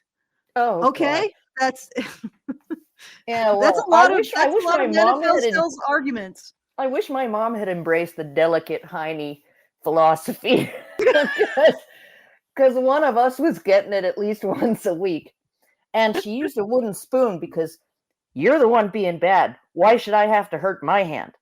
Yikes. Okay, let's I got a super chat from Gary Thomas. He gave us $5 and says, whenever Karen tells a story about her family, I always think to myself, the Viking spirit runs strong in these people. Yeah, my mom, it's the Ukrainian spirit. Yeah. Oh, and Russian. Yeah. And Acadian. That's pretty close to Viking, though. You probably do have a lot of Viking, even from the Russian and Ukrainian. Yeah, we got some steppe people, and then we also got some native Canadian, some First Nations, and our Mm. Acadian my Acadian grandfather. So I just think about, my father just did geophysics. So well, Okay, shall we? that's ahead. certainly nothing to be proud of. All right, Geophysics. let's That's pretty. let's. It's pretty rough. That's actually like it's not physically rough. Well, no, But he actually was one of, I think, 6 people in the world that could do what he did. yeah, Um, yeah. It's He actually has a extremely mathematical formula named after him. intellectually challenging. Yeah. So Up you go. Up you go. He has All right. he has a mathematical formula named after him. So I think that's Ooh. sort of cool. And it's called Hmm. the Tiemann transform. Anyway, let's keep. All right, let's play more. Found space in our personal lives being used to describe the quiet mental work required to keep a relationship or household humming. But like, why does that responsibility fall mostly only on women? Writer Leandra Mostly Winterwood. only. Mostly only. Mm. Mostly only. Yes. yeah, no, because the women are up on the ladder cleaning the gutters, right? Like when we Mhm. went to my mother-in-law's place to help her with her yard, because her knee was all messed up and the grass needed cutting and all kinds of things needed doing, and all of the dangerous stuff and the difficult stuff was done by the men. Yeah, of course. Yeah. So Yeah, but they don't count that. Like No. that anything outside the home is not of the home, apparently. well, So except for the gutters and your yard is part of your home, Mm. unless you're going to rent it out to someone else. No, but they don't think, like, the women who think, the delicate hiney women don't think that anything outside the home is Outside of the the home. house, yeah, Outside the house, yes. including the outside of the house, Yeah, including the like outside of the house. the siding and the shingles and the Or even gutters and- inside the house, but requiring anything that is a tool to yeah, do. Like a yeah. If you can't call it a utensil, then they don't want anything to do with it. yeah, or they don't even recognize it exists. Yeah. Even damn. my daughter has a freaking cordless screwdriver, Mm. right? And she bought it for her and her brother to use. They live they share half a duplex together, and she'll use that thing. She's got no problem. She knows how to. She was my assistant when I was renovating this house before we moved in. Mm. She rewired all the switches and the outlets, and she did a bunch of painting and a bunch of using the saws and measuring and cutting and all of that stuff, right? So she learned a lot about tools. Mm. Okay, so let's the interest of eventually getting through this, let's Yeah. Do you want me to jump ahead to? yeah, well, I'm curious about the whole So- thesis about how this is now patriarchal control, because Why women work harder in a relationship than men. Do you want me to play this bit or go into the next bit, which is toxic tropes in romance? no, actually, let's do this. Let's do it. Yeah, I want to Let's hear do it. this. I want Yeah. this. No, Wanna hear play this? from here. Yes. Okay, I- playing it from here. All right, here we go. Offers one possible answer, which is that many relationships are between two people who are at different emotional maturities, with men commonly being more emotionally immature. But why? Like, why are they more commonly more emotionally immature? Well, Well, these days because they're raised by single moms, but you wouldn't want to have that conversation. No, I One don't of the think mo- that. I don't think that. Well, that's what I she's know that getting at. I know that boys tend to mature a little bit later than girls do. Yeah, they do. But I But think, yeah, go ahead. but they reach a higher. Okay, she's mistaking vomiting your emotions all over everyone Yes. around you as emotional she's mistaking it for emotional mastery. See, I can do what a toddler can do. So Mhm. I am emotionally mature, and this man sucks it up, doesn't act out, right? And just finally you'll push him far enough that maybe he'll raise his voice and call you a cunt, right? But Not on Twitter, it he's- gets you banned. he's generally really On Twitter? I got Oh, reported for just saying your strategy is to demand stuff from men, but be a cunt about it. for just using that, for just saying that. Okay, And I'm still appealing it, so we'll see. But no, continue with your. Okay, but yeah, no. So it's like, most men suck it up and get whatever task they have to do done.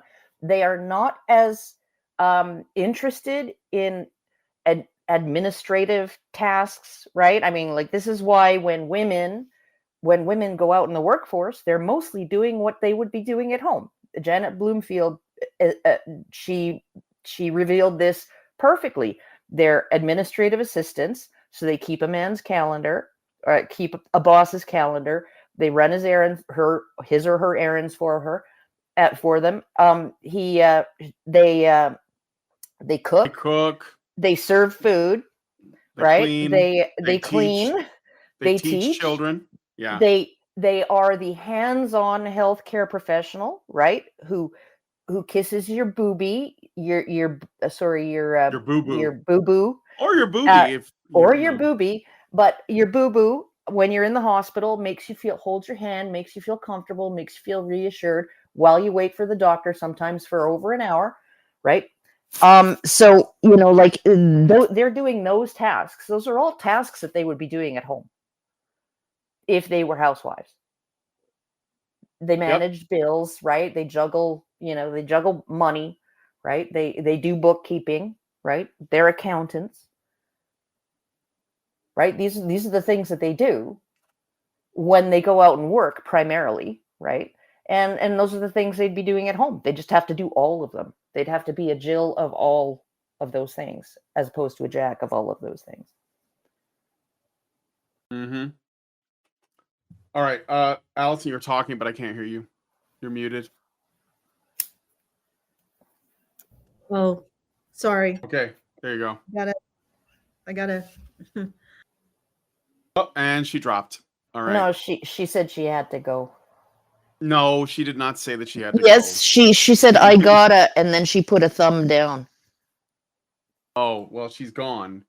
Mm. Okay, I'm gonna wait until she comes back and see if she needs me to like re-enter her on the thing. But Yeah, in the meantime, we'll listen. Have you tried logging off and then back on again? Obvious reasons is the difference in socialization between young girls and young boys. And that carries into how young adults are socialized and how grown adults are socialized. Like, we're all socializing each other. And there is a difference. According to psychologists and sexual... All right. You come back. You're back. Yeah, you're back. Okay. Mike. Oh. There's my Shure microphone is jury rigged because the USB-C broke off. So I have to use this sort of elaborate system that's, if it gets bumped, like, it goes to crap. So unfortunately, I think it's because the cat keeps rubbing up against it. Maybe. But anyway, yeah. All right, so I probably should just like maybe take some stuff and it'll be fine. Yeah. So just what you missed briefly. Manifestelle is claiming that all men are emotionally immature because they're socialized to be emotionally immature, and she's going to get into this article by Sarah Fielding entitled "Understanding Gender Roles and Their Effect on Our Relationships." So we're going to get into some more socialization and all of that. Okay, here we go. Wellness therapist Satadeepa Som, gender roles can have a significant impact on our relationships by creating power imbalances and limiting our ability to express ourselves authentically. When we internalize traditional gender roles, we may feel pressure to conform to certain expectations of how men and women should behave in relationships. This can lead to frustration, resentment, and lack of intimacy. Boys This and men from the in woman general, who demands that she get his bag while keeping her own bag. So yeah, she shouldn't have to have any of the traditional roles expected of women, and yet men still need to provide the traditional benefits that women get from a relationship. Yeah. And anybody wondering why men are just, I don't know what it's at now. I know that a couple of years ago, the amount of men who are even willing to look for a relationship went down 10% in like 2 years. I don't know what it is now. Has anybody looked at it? Are there any men left who really want this deal? Like, no. And at the end of the day, you're not going to be loved. I mean, more women are reading romance novels. I mean, consuming porn Yeah. these days. So they're obviously like lonely, but they're not willing to like actually look in the fucking mirror and do something about it. Instead, they're just Be online realistic, complaining yeah. about men. Yep. So, but anyway, Are not really expected to do the work that's required to maintain healthy romantic relationships. They're not given the tools to be vulnerable or to express themselves emotionally. And- Lady, you expect men to do everything in a courtship. You even Wait, what? expect your male friends to court you.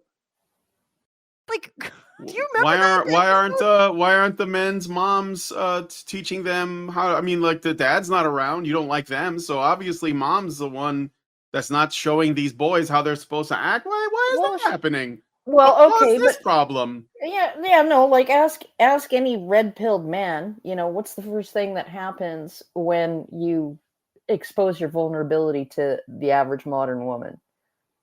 I don't think. She But says, the thing she is, says, I don't. sorry, bye-bye. Yeah, for sure. But I don't think that she's actually saying that men should be expressing themselves. I think that what she's saying is that men should be like stepping up service to women as and that is how they because she said, let me go back a little bit, just so we know. So when we internalize traditional gender roles, we may feel pressure to conform to certain expectations of how men and women should behave in relationships. This can lead to frustration, resentment, and lack of intimacy. Boys and men in general are not really expected to do the work that's required so to it's maintain not- healthy. so they're she's not heard- expected to do the work to maintain healthy romantic relationships. It's not about men expressing their emotions to women or vomiting their emotions. In fact, it is about men just doing the work to make women comfortable without without any consideration, without expectation of reward, nothing. Just doing what you're supposed to do. And if men are not doing that and they're not reading women's minds, which is essentially what she would call emotional maturity, knowing what a woman wants and anticipating those needs, which romance novels does, right? Like Yeah. characters in romance novels can read, like the man can read the mind and heart of a woman and he gives it to her. And then that woman reads that and says, well, men should be doing this then. And then she looks around and that's not happening. So when Manifestelle talks about emotional maturity, she's not talking about that. She is simply talking about service, men's service to women without women putting in any labor, including asking for what they want, because that's too much work. No, it's Yeah. I'm telling true. you. And I'm so telling it's you. like in the Notebook, what is it? It's not that simple. There was that meme where Ryan Gosling is like, what do you want? And she's like, it's not that simple. It's literally that. Like but instead the man, because a man says, what do you want? Well, you're just asking her to do all kinds of work to tell you what she wants. You shouldn't have to do that. You should know what she wants and you should be able to give it to her. That's what she's talking about. It's like not that about Like toxic what I said, masculinity. he wants to be worn like a skin. It's like Yes. that episode of Seinfeld. I think it was called The Bench or something like that, right? And Jerry and Elaine were like trying to like have a sexual relationship again, but it was supposed to be casual. And Oh yeah. I remember that one. Yeah, and it was her birthday coming up, and Jerry didn't have any idea what to get her, and so like neither did George, and so they decided on cash, and it's like, well, how much are you going to give her? And I was going to give her $114 or something like that, and George was like, well, you're sleeping with her, I'm not, so I'm going to give her half that, right? And then Kramer comes in with this wooden bench. And she's like, oh my God, it's so wonderful. She's like looking at the cash going, what the fuck is wrong with you, man? Right? She's like, oh my God, how did you know? And Kramer's just like, oh, when we were walking by the shop window, you mentioned how much you liked it. And so I made a note of it. And, and she's like, that was 2 months ago. And he's like, yeah, mind like a steel trap. Right? And I'm just like, I'm just like, that is like, how are men supposed to even, like, Kramer was able to do that because Kramer is insane. Yeah. Well, obviously men have to be insane, but also Kramer still required emotional labor from her because she had to actually say that she liked the bench. He should have just intuited it by the movement of her eyes across its glossy surface or some shit. Like, Yeah, she had to comment on it. Oh, that's I such just a want cute to point bench. something out about the logic that just occurred. Do you notice how in the quote they were talking about expectations placed on both men and women? And now she's just talking about how, and they were talking about how these traditional expectations lead to frustration and intimacy. Now we're just talking about how men don't have enough expectations placed on them. Yeah. Expectations of service placed on them. And did you notice that it went from expectations on both for men sure. and women, frustrating intimacy, to her taking that and ignoring 9/10 of the content of it and just say, actually, I think she ignored the entirety of it and simply said, it's men avoiding expectations. It's men not having expectations placed on them. That's the problem. Dr. So-and-so says expectations to gendered expectations are the problem. Manifestelle says no.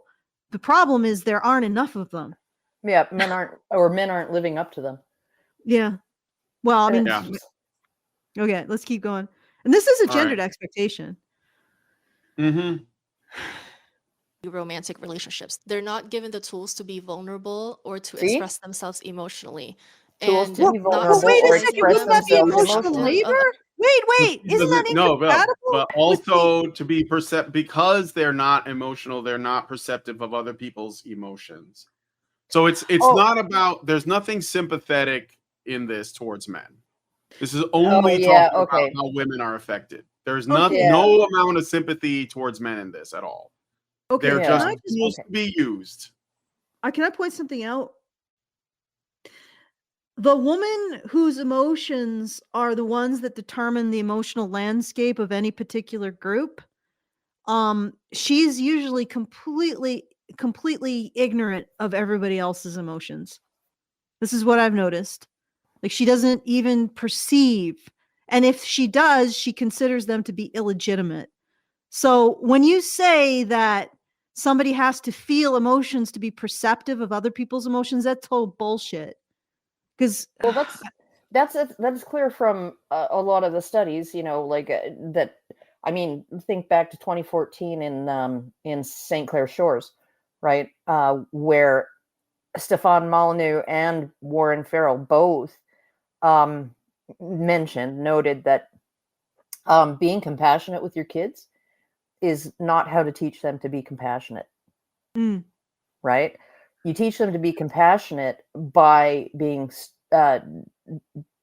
able to discipline your kids, make them set aside their own emotional wants and needs, right?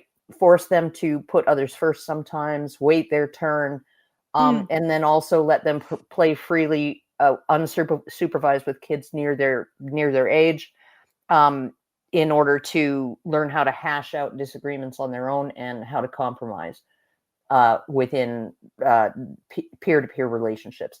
So, I mean, like, being a gushing mother is not doing your kid any favors.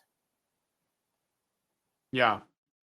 So anyway, my battery's almost dead here. Let me check it. okay, how much more do we have of this? Is she just Manifestelle is deeply Oh, I like got she 20% repeats left, herself so quite a it's okay. bit. She repeats herself quite a bit. How much? Yeah, How I'm much? just well, I Because mean, Brian's got to there's go soon.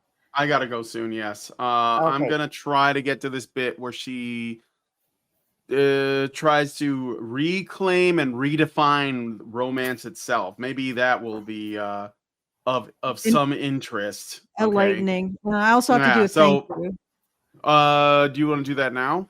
I could. All right. So Richard Bier puts in 500. Thank you, Richard. Oh wow. To the Thank you, fundraiser. Richard. Yep. Well, this Emotional damage. and also he did put this through as a request.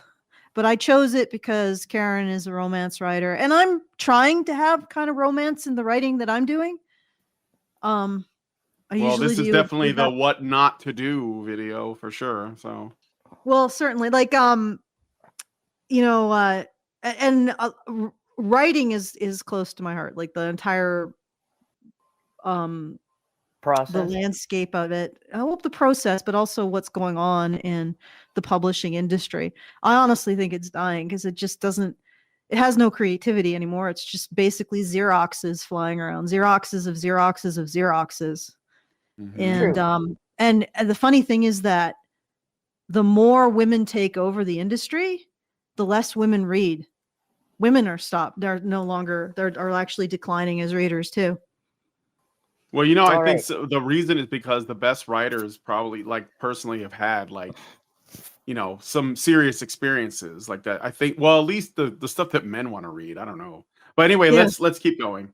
Relationships or even the lack of a fulfilling relationship, romance novels are a sort of coping mechanism. They create this version of a world where love is abundant, emotional needs are met, and women are valued for their full complexity and are perceived and understood in all of their complexity. A world where women are cherished, prioritized, even if it's only for a little while. But Okay, as wait. safe and comforting the romance Where Yeah, but women you're are not complex. prioritized.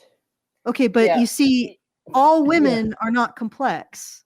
Well, not all women are complex, but the where women are prioritized. That's really the key here. She demands to be prioritized in every aspect of her life and relationships. Like Yeah. literally, if you get in a relationship with this woman, all you'll ever do is serve her until she decides that she fell short of something. Yeah. And then you will be probably the evil one who was abusing her by falling short of her expectations. Like, do you remember that one statement? I had to do chores around making supper. That was a huge red flag. Like, if you Yeah. ever fail in this woman's expectations, and you will become the narcissist ex that she had to get away from, who just couldn't understand her needs. Yep. Ugh. All right, I'm hitting play. genre may seem, it's not perfect. Buried underneath all the good things that the book boyfriends do, how handsome they are, how caring they are, Can't fucking believe how it. emotionally mature Even and perceptive fictional they men. are, buried underneath all of that are harmful notions that, if we're not careful enough, can influence how we view women and ourselves and relationships and love itself. Can I get in here just for a second? Even fictional men created by women are not good enough. Mm-hmm. Okay, let's find out how. Yeah, Let's of find course. out how. Yeah. Sure. Why not? For one thing, the concept of romance has historically been weaponized to reinforce the superiority of men over women. From Samuel Richardson's Pamela or Virtue Rewarded to the more modern day love stories, there are still so many narratives in which the female character's worth is tied to her ability to attract and keep a man. Not Mhm. only this, but there are still stories that show women as this passive recipient waiting to be pursued and rescued by a male hero or a savior. You mean For your example, content? Like literally fucking your content. Yeah. And also, this is what makes women wet. So it's like, talk to women about it, and Yeah. don't blame patriarchal stereotypes. Get women to examine themselves and what makes them tick, right? Because and don't blame patriarchy, don't blame socialization, don't blame any of that stuff. Just actually have, like, every single woman on this planet needs to have a crash course in evolutionary psychology. They do. Okay. Well, at least to acknowledge this, but my point here is just the hypocrisy right in front of us. She would say that a man should do everything in a relationship. Like I would honestly challenge Manifestelle to tell anyone what she thinks a woman should be expected to do in a relationship, because I'm pretty sure it's nothing. Well, Be in a that case, receptacle of service. yeah, she's a receptacle of service. Well, what do you think this is of the Bella Swan? She was a receptacle of being saved by this the most powerful male in her vicinity, right? Edward. You are Yeah. you're essentially framing the same idea. That woman who talked about having to decide what was for supper, and do some basic chores to ensure that supper was able to be made on time. Do you know what? She is Bella to Edward, but it's in the framework of making supper. She needs to be saved from having to determine what supper is, from having to do the chores of supper. She needs to be saved from taking action, right? Yeah. That's exactly what the situation is in Twilight, but it's just in a smaller scale. Everything that Manifestelle counsels women to do is to be receptacles of service, which are just being saved from things on smaller scales. Yes. And then she complains that women seek out romance. You know what this is? She just doesn't like the competition. Romance novels are honing in on Manifestelle's territory, eyeballs and attention and clout.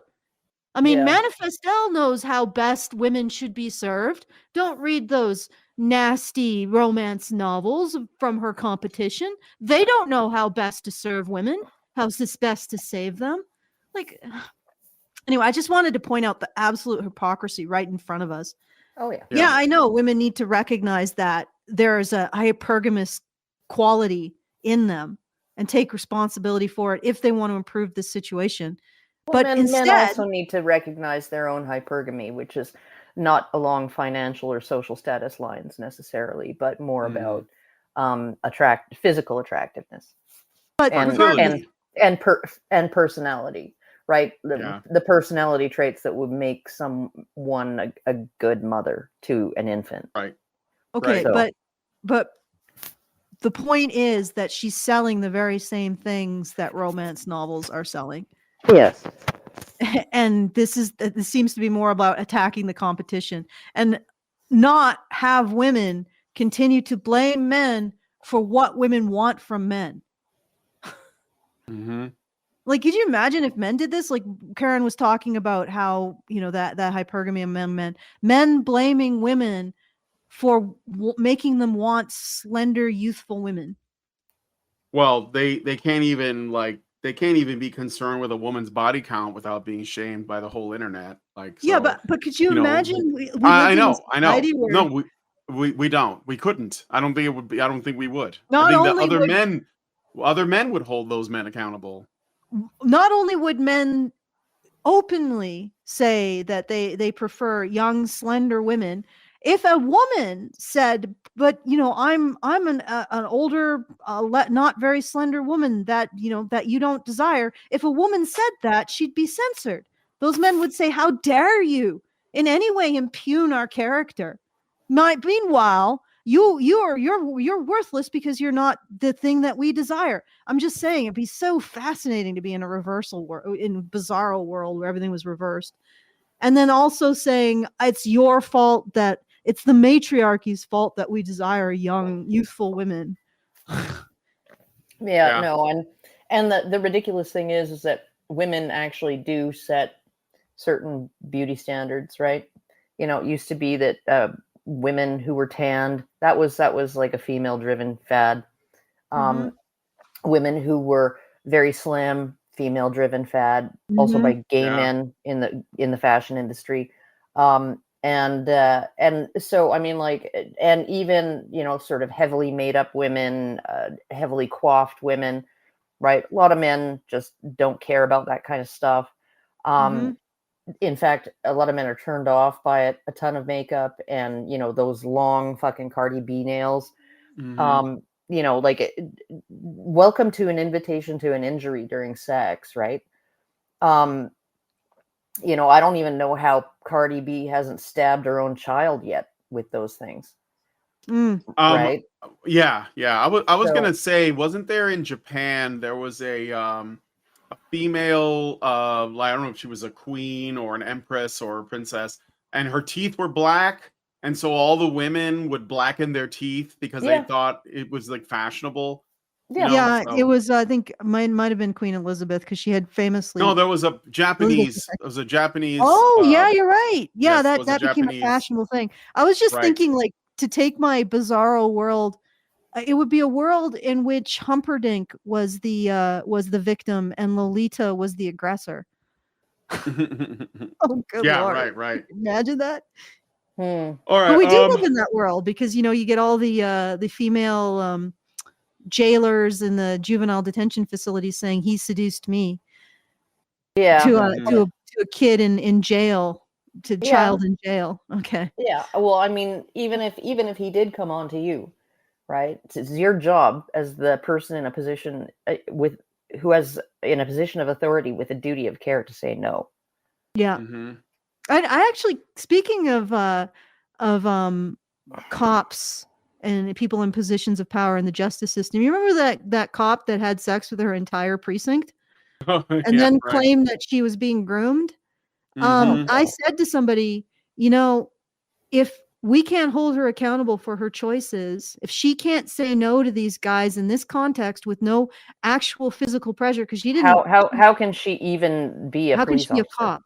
Yeah. And they were saying, "Oh, you're a victim blamer." I'm like, "No, do you understand the concept of holding women to a standard of responsibility consistent with being a law officer of the law?" Yeah. No answer. Yeah. Ugh, because they can't, just like Manifestelle. There's nothing there. Women have no responsibility to nothing. Okay, let's keep going. I just want to say, as an aside, I'm glad that Robert Pattinson, who played Edward in these movies, has moved on to do some really great work. And what's her name hasn't really done shit. So that I just want to say, because he was in like The Lighthouse and he played Batman, and I think he's in something new that just came out recently. So Robert Pattinson just did Twilight to get his foot in the door, and now he's doing like the stuff he really wants to do, and I'm happy for him. And Yeah. what's her name is not so much. She's basically just become an activist that works in Hollywood. But she anyway, probably liked the material or something. well, I think it was a job, and they were both pretty young, so Yeah. they bought it to break in, and I'm sure. But anyway, so Pepito gives us $10 and says, "One day Manifestelle will be played in training cycles for young cyborgs to learn about an old society dying of gender ideology. Thanks for the show." Well, thank you, sir. Yeah. Anyway, so let's well, let me just check my time codes. I think we're getting to the point. This is like the kind of the money shot of this video. Okay, let's Twilight. do it. The Twilight Saga has culturally defined a lot of women's teenhoods. Like Bella Swan, she was that girl. Everyone wanted to be her. Everyone wanted to have an Edward. And there was also like Team Jacob, Team Edward, like it was a whole thing. And you know how much Twilight has informed my teenhood / early adulthood? Yeah, that's you. I went to Forks. Yeah. That's you. It's funny because she thinks that's bad for the women who read those books, but I think it's bad for the men who had to basically compete with Edward and Jacob. Why is she Well, on the cock chair? No, but I think she's describing her disease here. And Yeah. and it's like, okay, so what came first, right? Fentanyl or your morphine addiction, Mm-hmm. right? I Mhm. mean, like, basically she had a personality and Twilight really appealed to it. Mhm. And yeah, and so but she's making the claim now that, like, oh, it's not a situation where someone is already a certain way, and then this book or movie or whatever maybe pushed them in that direction a little bit, right? Like, so a car is already pulling left, right? And you can let go of the steering wheel, and it'll put you into the ditch on the other side of the road, right? Or you can hold the steering wheel, right, and try and keep it straight, right, or pull over to the right. She's kind of acting like there was no original problem with the car pulling left, right? Mm-hmm. That she had an original problem, right, or an original way of being and seeing the world, right? and then came across this material that really appealed to that way of being and way of seeing the world. And it pushed her a little bit further, and maybe it has been such an influence on her, so reinforcing of what she already Mhm. was, that now she has become this whatever the fuck she is now, right? Okay. Well, honestly, But okay, there was but something there to work with. There was a reason that book and that movie appealed to you. mm-hmm. I just have a big question it's been sort of burning this entire time. I noticed that she's in a chair in the corner. Is she a cuck queen?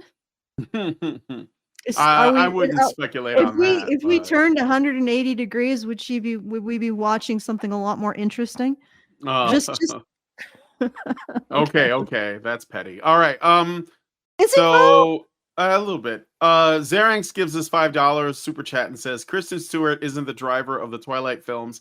I unfortunately read the Twilight series. Remember that series sparked 50 Shades. Why'd you read that? It wasn't for you, dude.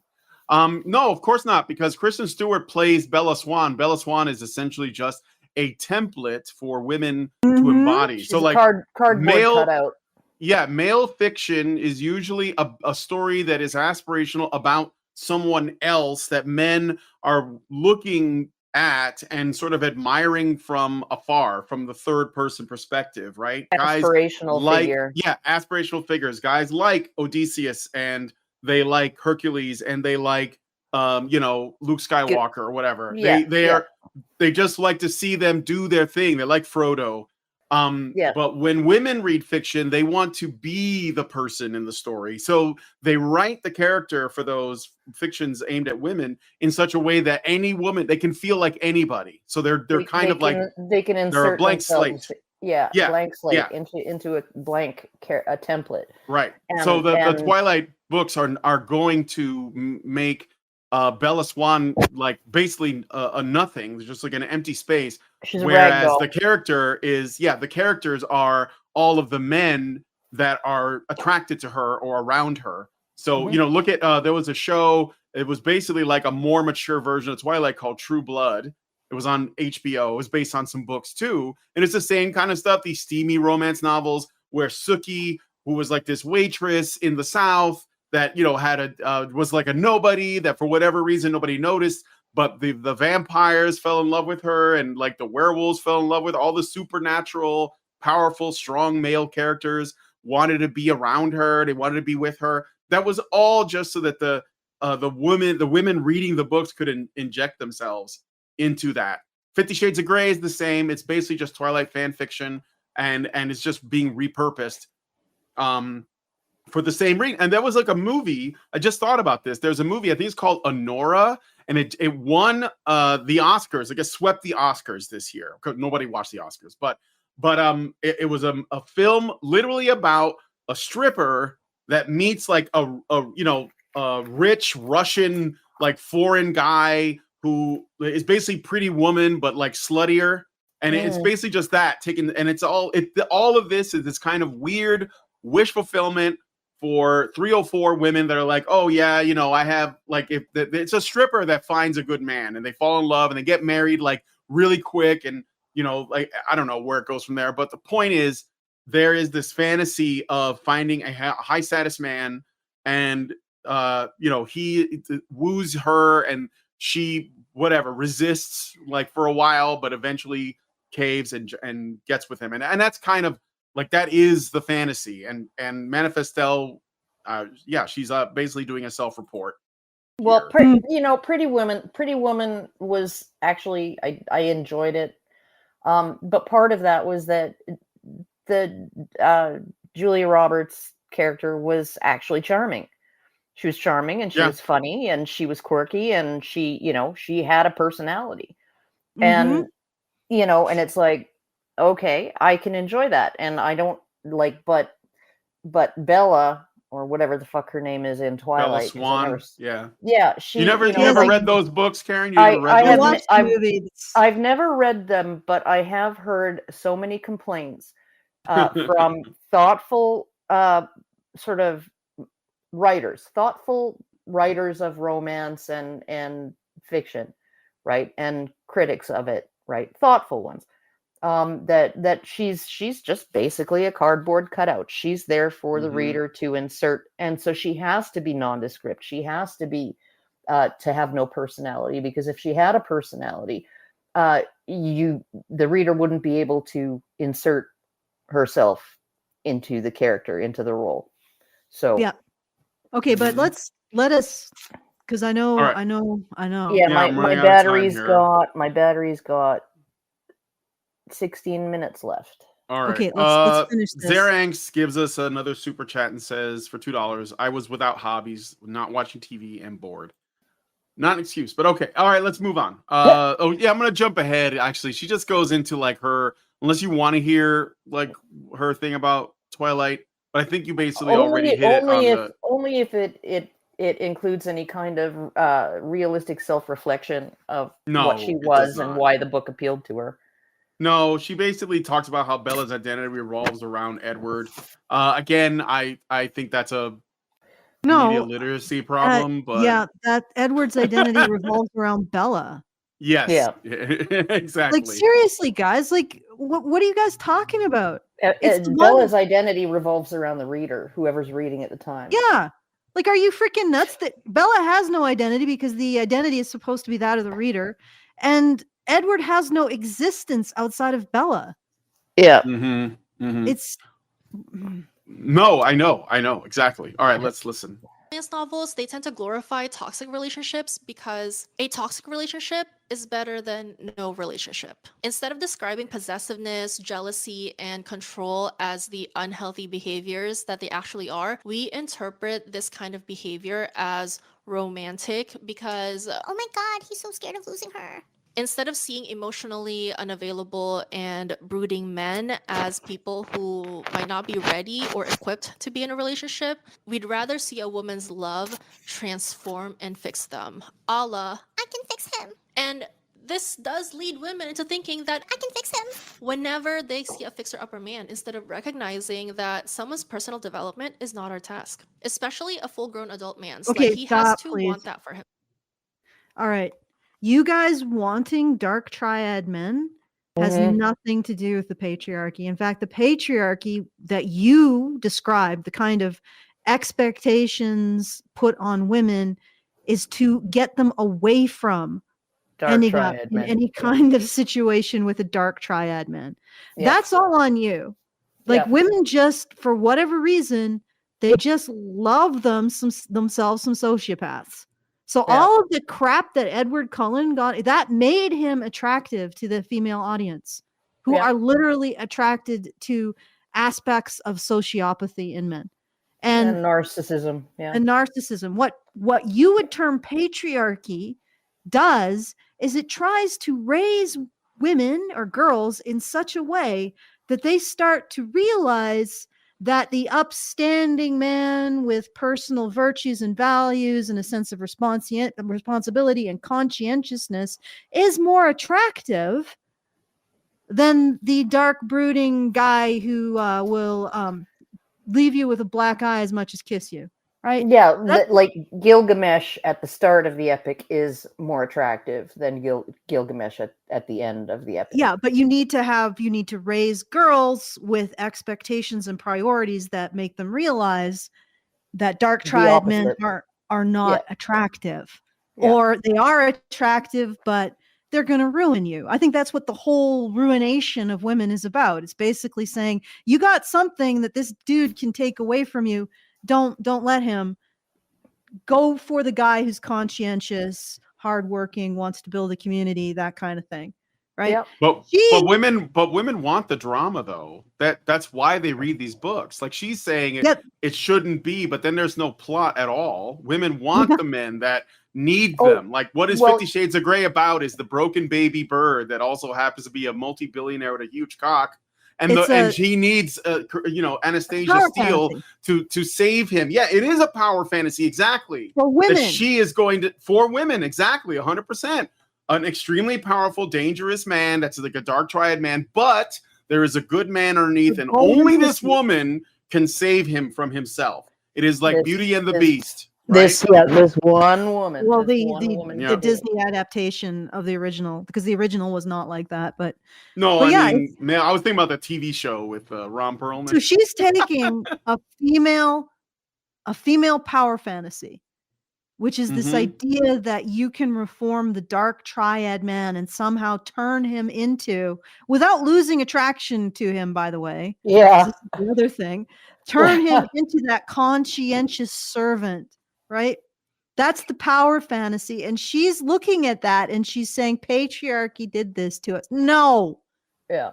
No, if anything, patriarchy would tell you, or patriarchy, or expectations, traditional expectations based on women, would try to move you away from the dark triad man and not involving yourself with them at all. That's your power fantasy. And again, like what Karen said earlier, there's a lot that women need to look in the mirror and take responsibility for here and stop blaming it on men Or patriarchy. or patriarchy. Okay. We have a little bit more? Well, I mean, she just kind of says that he should be fixing himself before he meets a woman or something like that. Yeah. But of course, she doesn't if understand that women get if he bored. did- There if isn't he- anything to fix. Yeah, if he did that, no woman would want him. Right. Mhm, mhm. Yeah, dark So- triad Exactly. man is not going to fix himself because he's already getting your attraction. Like, Yeah, why would he's like Casanova, right? The dark triad man is Casanova, and he's getting laid left, right, and center, he's- and he doesn't have to like commit to any one woman, and so like basically, you're looking at if women are throwing themselves at dark triad men, and then like she's gonna get, even if she marries him, right? She will soon be bored by the fact that he's no longer a dark triad man.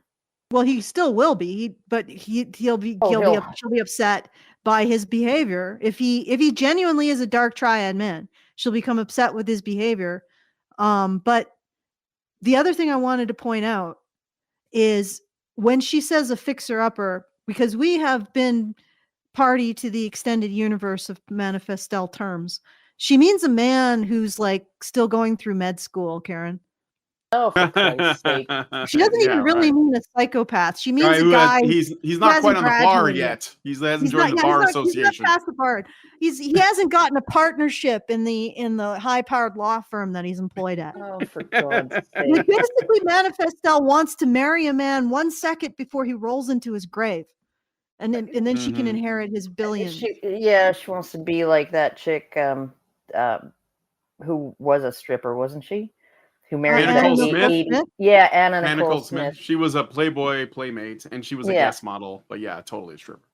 Yeah, and it's just like, yeah, no, okay, that's, I mean, if you look like Pamela Anderson or whatever, or Anna Nicole Smith, you can manage that, maybe, 1 out of every 100 times, right? But Mhm. but yeah, no, most women are never in the way of those men, right? Nope. I mean, and like he's not either. this is why you literally had the idea of the MRS degree, right? Where you go to school, go to college, and you meet a man and you get married while he's still, while he's still in school. You put your school career aside, you have your kids, you go back, you finish your schooling, right? When your kids are in elementary school, and then you pick up your career, right? And that's how you do it. And that's generally, it's a good strategy, because you're putting yourself in the way of men who are going to be successful, and you help them become successful by performing emotional labor, I guess, right? And then you end up in a committed marriage, right? You don't get to just have the perfect man without contributing anything to how he got there. Yeah. Well, that is what she expects. He has to build himself up. He has to really just like become he has to become Elon Musk. And only then when he's a billionaire, will you deign to consider him not a Karen. fixer-upper. No. Yeah, sure, Elon Musk or any other billionaire man, but not until the moment he's about to be dead. She wants to marry a billionaire the instant before he dies, because he does not want the man. Yeah, she just wants his bag. She just wants his bag. And look at those okay, I'm gonna be petty, Brian. Look at those cold, soulless eyes. My like a doll's gentleman. eyes. Yeah, Yeah. or crab's eyes. A crab's You eyes. see his eyes like a doll's Look at that. eyes. Hey guys, this is what you can get if you just Actually, make yourself good enough. You know what? I forget who it was on Patrick Bet-David's podcast, and he got the guys on the panel to make some facial expressions, and he was like, okay, that's like when you frown, right? You get the crease between your brows, and like everything is like, it looks like a genuine frown, right? When you smile, it looks like a genuine smile, right? Sociopaths have to practice in the mirror, and they can never quite mimic it. And if you see a perfectly unlined face, right, that is expressionless like this, you're probably dealing with somebody who has to practice in the mirror. Really? Yeah, Oh, the quote I was trying to say is it's from Jaws. You know the thing about a shark? He's got lifeless eyes, black eyes like a doll's eyes. When he comes at you, doesn't seem to be living until he bites you. Yeah, guys, Roll you can back. be a billionaire and earn yourself one of these. Yeah, like, there's honestly, definitely a love doll probably would have a more intimate expression on its face. At least it doesn't look like it's about to take a chomp out of you every time she's not talking. Okay, right. Device will power down soon if I drop out. All right, are we done? Well, or are we could be done. She basically says that women have to write new fiction that's somehow doesn't include men in it. So yeah, I don't know. Fiction without men. No, let's hear it from her. Well, I mean, this is like a build up to it. I don't have the actual quote. We have to look through the Interest. All right. Well, you guys, I'll leave you guys to it because my computer's about to die. Is the commodification of romance and well, I mean, this is a whole nother introduction to the topic. Let's just okay, so that's the sum total. The problem with romance novels, according to Manifestelle, is that there are men in them. That we should be replacing the men with everything that the man does and provides the female character, but no actual men, and then it would be perfect. I don't know how you do it. Like maybe she gets romanced by a disembodied spirit. Doesn't exist, or maybe what ultimately Manifestelle is groping for is her own agency, but she will never recognize it because it terrifies her. All right, I'm done here, people. All right, yeah, gotta go. Goodbye, Bye-bye. Karen. All right, so do you have anything further you want to say, Brian? No. I mean, I'm okay with us getting rid of romantic love, because I don't think it's necessary. I think it's like it's a kind of a made up thing, and it's just for women at the end of the day. So if Manifestelle wants to help with that, I will co-sign on that. I think that romantic love is where you get this kind of like concept of chivalric love. I'm not saying like I'll put it another way, okay? I don't mean that men and women shouldn't like, try to come together and love each other, but I think romantic love is a kind of scam that people like Manifestelle and various like corporations, they partake in to try to make a buck and exploit men. And if it all went away tomorrow, I'd be okay with it, because men and women would still fall in love, find each other, get married, all that. In fact, it might even be easier because then women wouldn't have crazy expectations. So yeah, I mean, I think that it's kind of like this weird fiction that women like to think about because they like to look at it as something they benefit from. Yeah, I think we could do without it, so it's okay. I mean, what's happening now is, I think, the product of it, like the landscape of dating and courtship as it stands, like where it is right now. I think that's a product of this concept, this modern concept in particular, of romantic love, which is something that women have been basically like trying to normalize, and it changes their expectations from men. It changes their expectations from what it means to be a girlfriend, a wife, a mother, you know, and all of that. And if it all was gone, I think that there would be women that would stick around and form families, but they wouldn't do it for selfish reasons. Because I think that romance to women is a selfish thing. And, you know, men want to be good to women, I think. And they want to treat them well, and they want to, like, you know, be good husbands and supporters and you know, and providers for their families. But yeah, romantic love doesn't do them any favors. I think that's when Peter Wright, is it Peter Wright? When Peter Wright talks about gynocentrism, that's what he's talking about. And I think that is something that we should at the very least be criticizing. So yeah, well, I mean, okay, go ahead. I'm going to give an alternative view. Now, I definitely will criticize the kind, whatever the hell Manifestelle wants, which is basically romantic love without any kind of recognition of men at all. Like, absent the man. Somehow she wants a romance, what makes her feel desired and loved and everything else, but without having to involve a man at all. So that isn't even romance. That's just narcissism.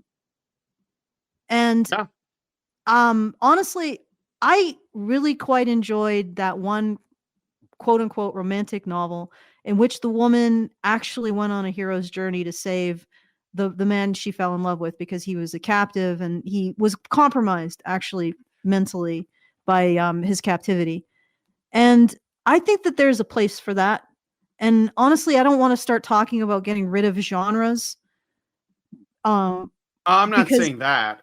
Because once you start once you start doing that, like once you start getting or suggesting removing human expression instead of saying, well, yeah, romance that does whatever it is Manifestelle wants, which is just exclusive focus on the woman, to the exclusion of the man, you know, it's not particularly healthy. And she just seems to be saying, well, let's do Twilight, but make it even more just focused on the female character with no relation to the male whatsoever. So I want a romance that makes me feel loved and desired in the center of attention, but I don't want to have to deal with a man. I don't want the man to be involved at all. I don't want it to come from a man, which is insane. It's like that is the absolute essence of her insanity. And I would like to say that the women who are doing that kind of whatever it is are not in the same category as that one author who wrote the science fiction romance about the woman moving hell and earth to save the man that she fell in love with. I would say that was a different category of writing, and I wouldn't want to necessarily get rid of that. You know what I mean? Because I found it edifying and not in that kind of solipsistic way. Yeah, but I mean, isn't it also true that is an extremely rare example of something that goes against the grain, whereas 99% of romance is exactly the kind of stuff that Manifestelle and so many women like? So when I say it needs to go, I'm talking about that. And I'm not even really talking about writing anything per se, because I don't want to censor anything, but I think it's the attitude that has to change. Yeah, okay. The attitude has to change, but when the attitude changes, then the romance will change. So, I mean, censoring it, or maybe that wasn't what you're getting at. Maybe we're getting rid of the attitude.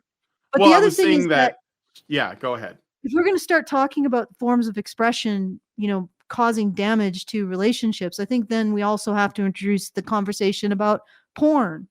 And it's like, I think the better conversation to be had there is, why are people doing it? And for men, I think it's tremendous frustration. For women, I think it's, I don't know, it's the end of this kind of belief about ourselves that women exist as receptacles of service and being saved. And we just need to get out of that. And there's nothing, I don't think there's anything that men can do to get women out of it. They have to choose for themselves to start taking the first steps out of being a fucking receptacle. Mm-hmm. You know, so I don't know. Maybe I was misunderstanding what your point was. So I mean, like, well, Manifestelle's, I'll just say last thing about this. So her conclusion is that the way we write romance has to change. We have to redefine love. We have to redefine romance. That's what she is saying.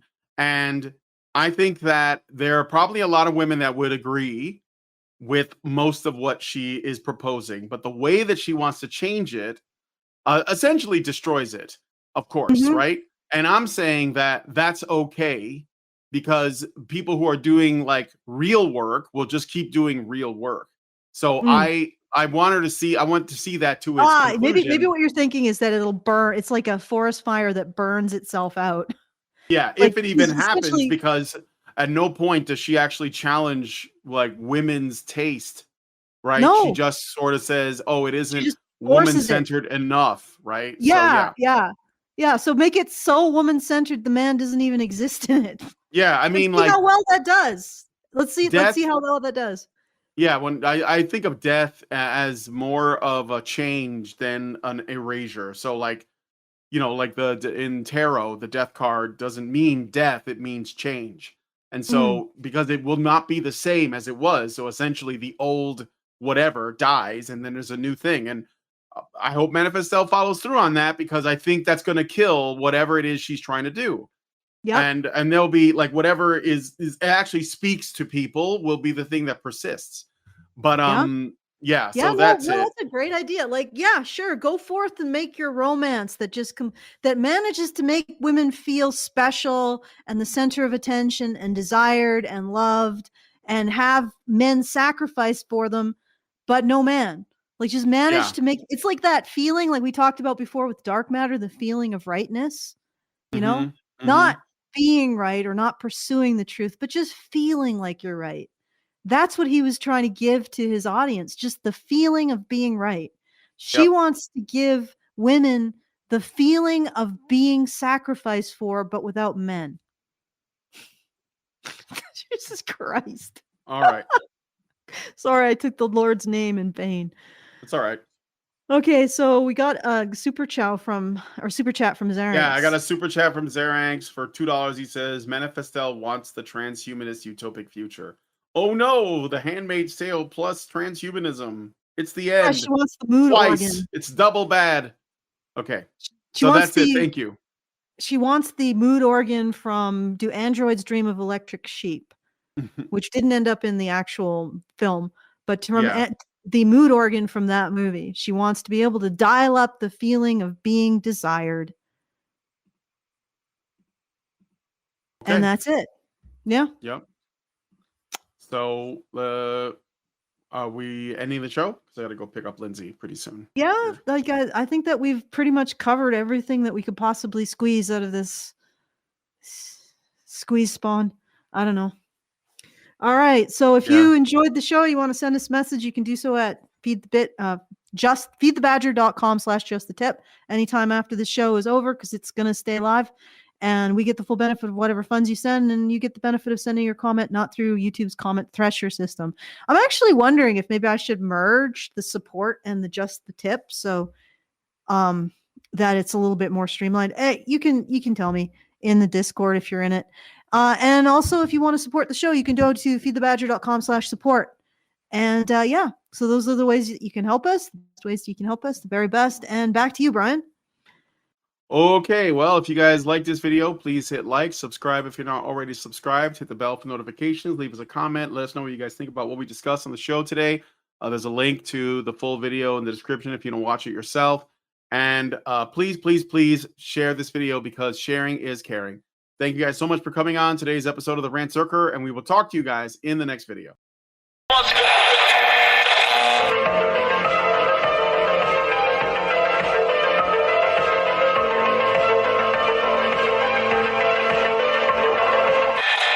If your job at a healthcare facility includes disinfecting against viruses, you know prevention is the best medicine, and maintaining healthy spaces starts with a healthy cleaning routine. Grainger's world-class supply chain helps ensure you have the quality products you need when you need them, from disinfectants and cleaning supplies to personal protective equipment, so you can help deliver a clean bill of health. Call 1-800-GRAINGER, click Grainger.com, or just stop by. Grainger, for the ones who get it done.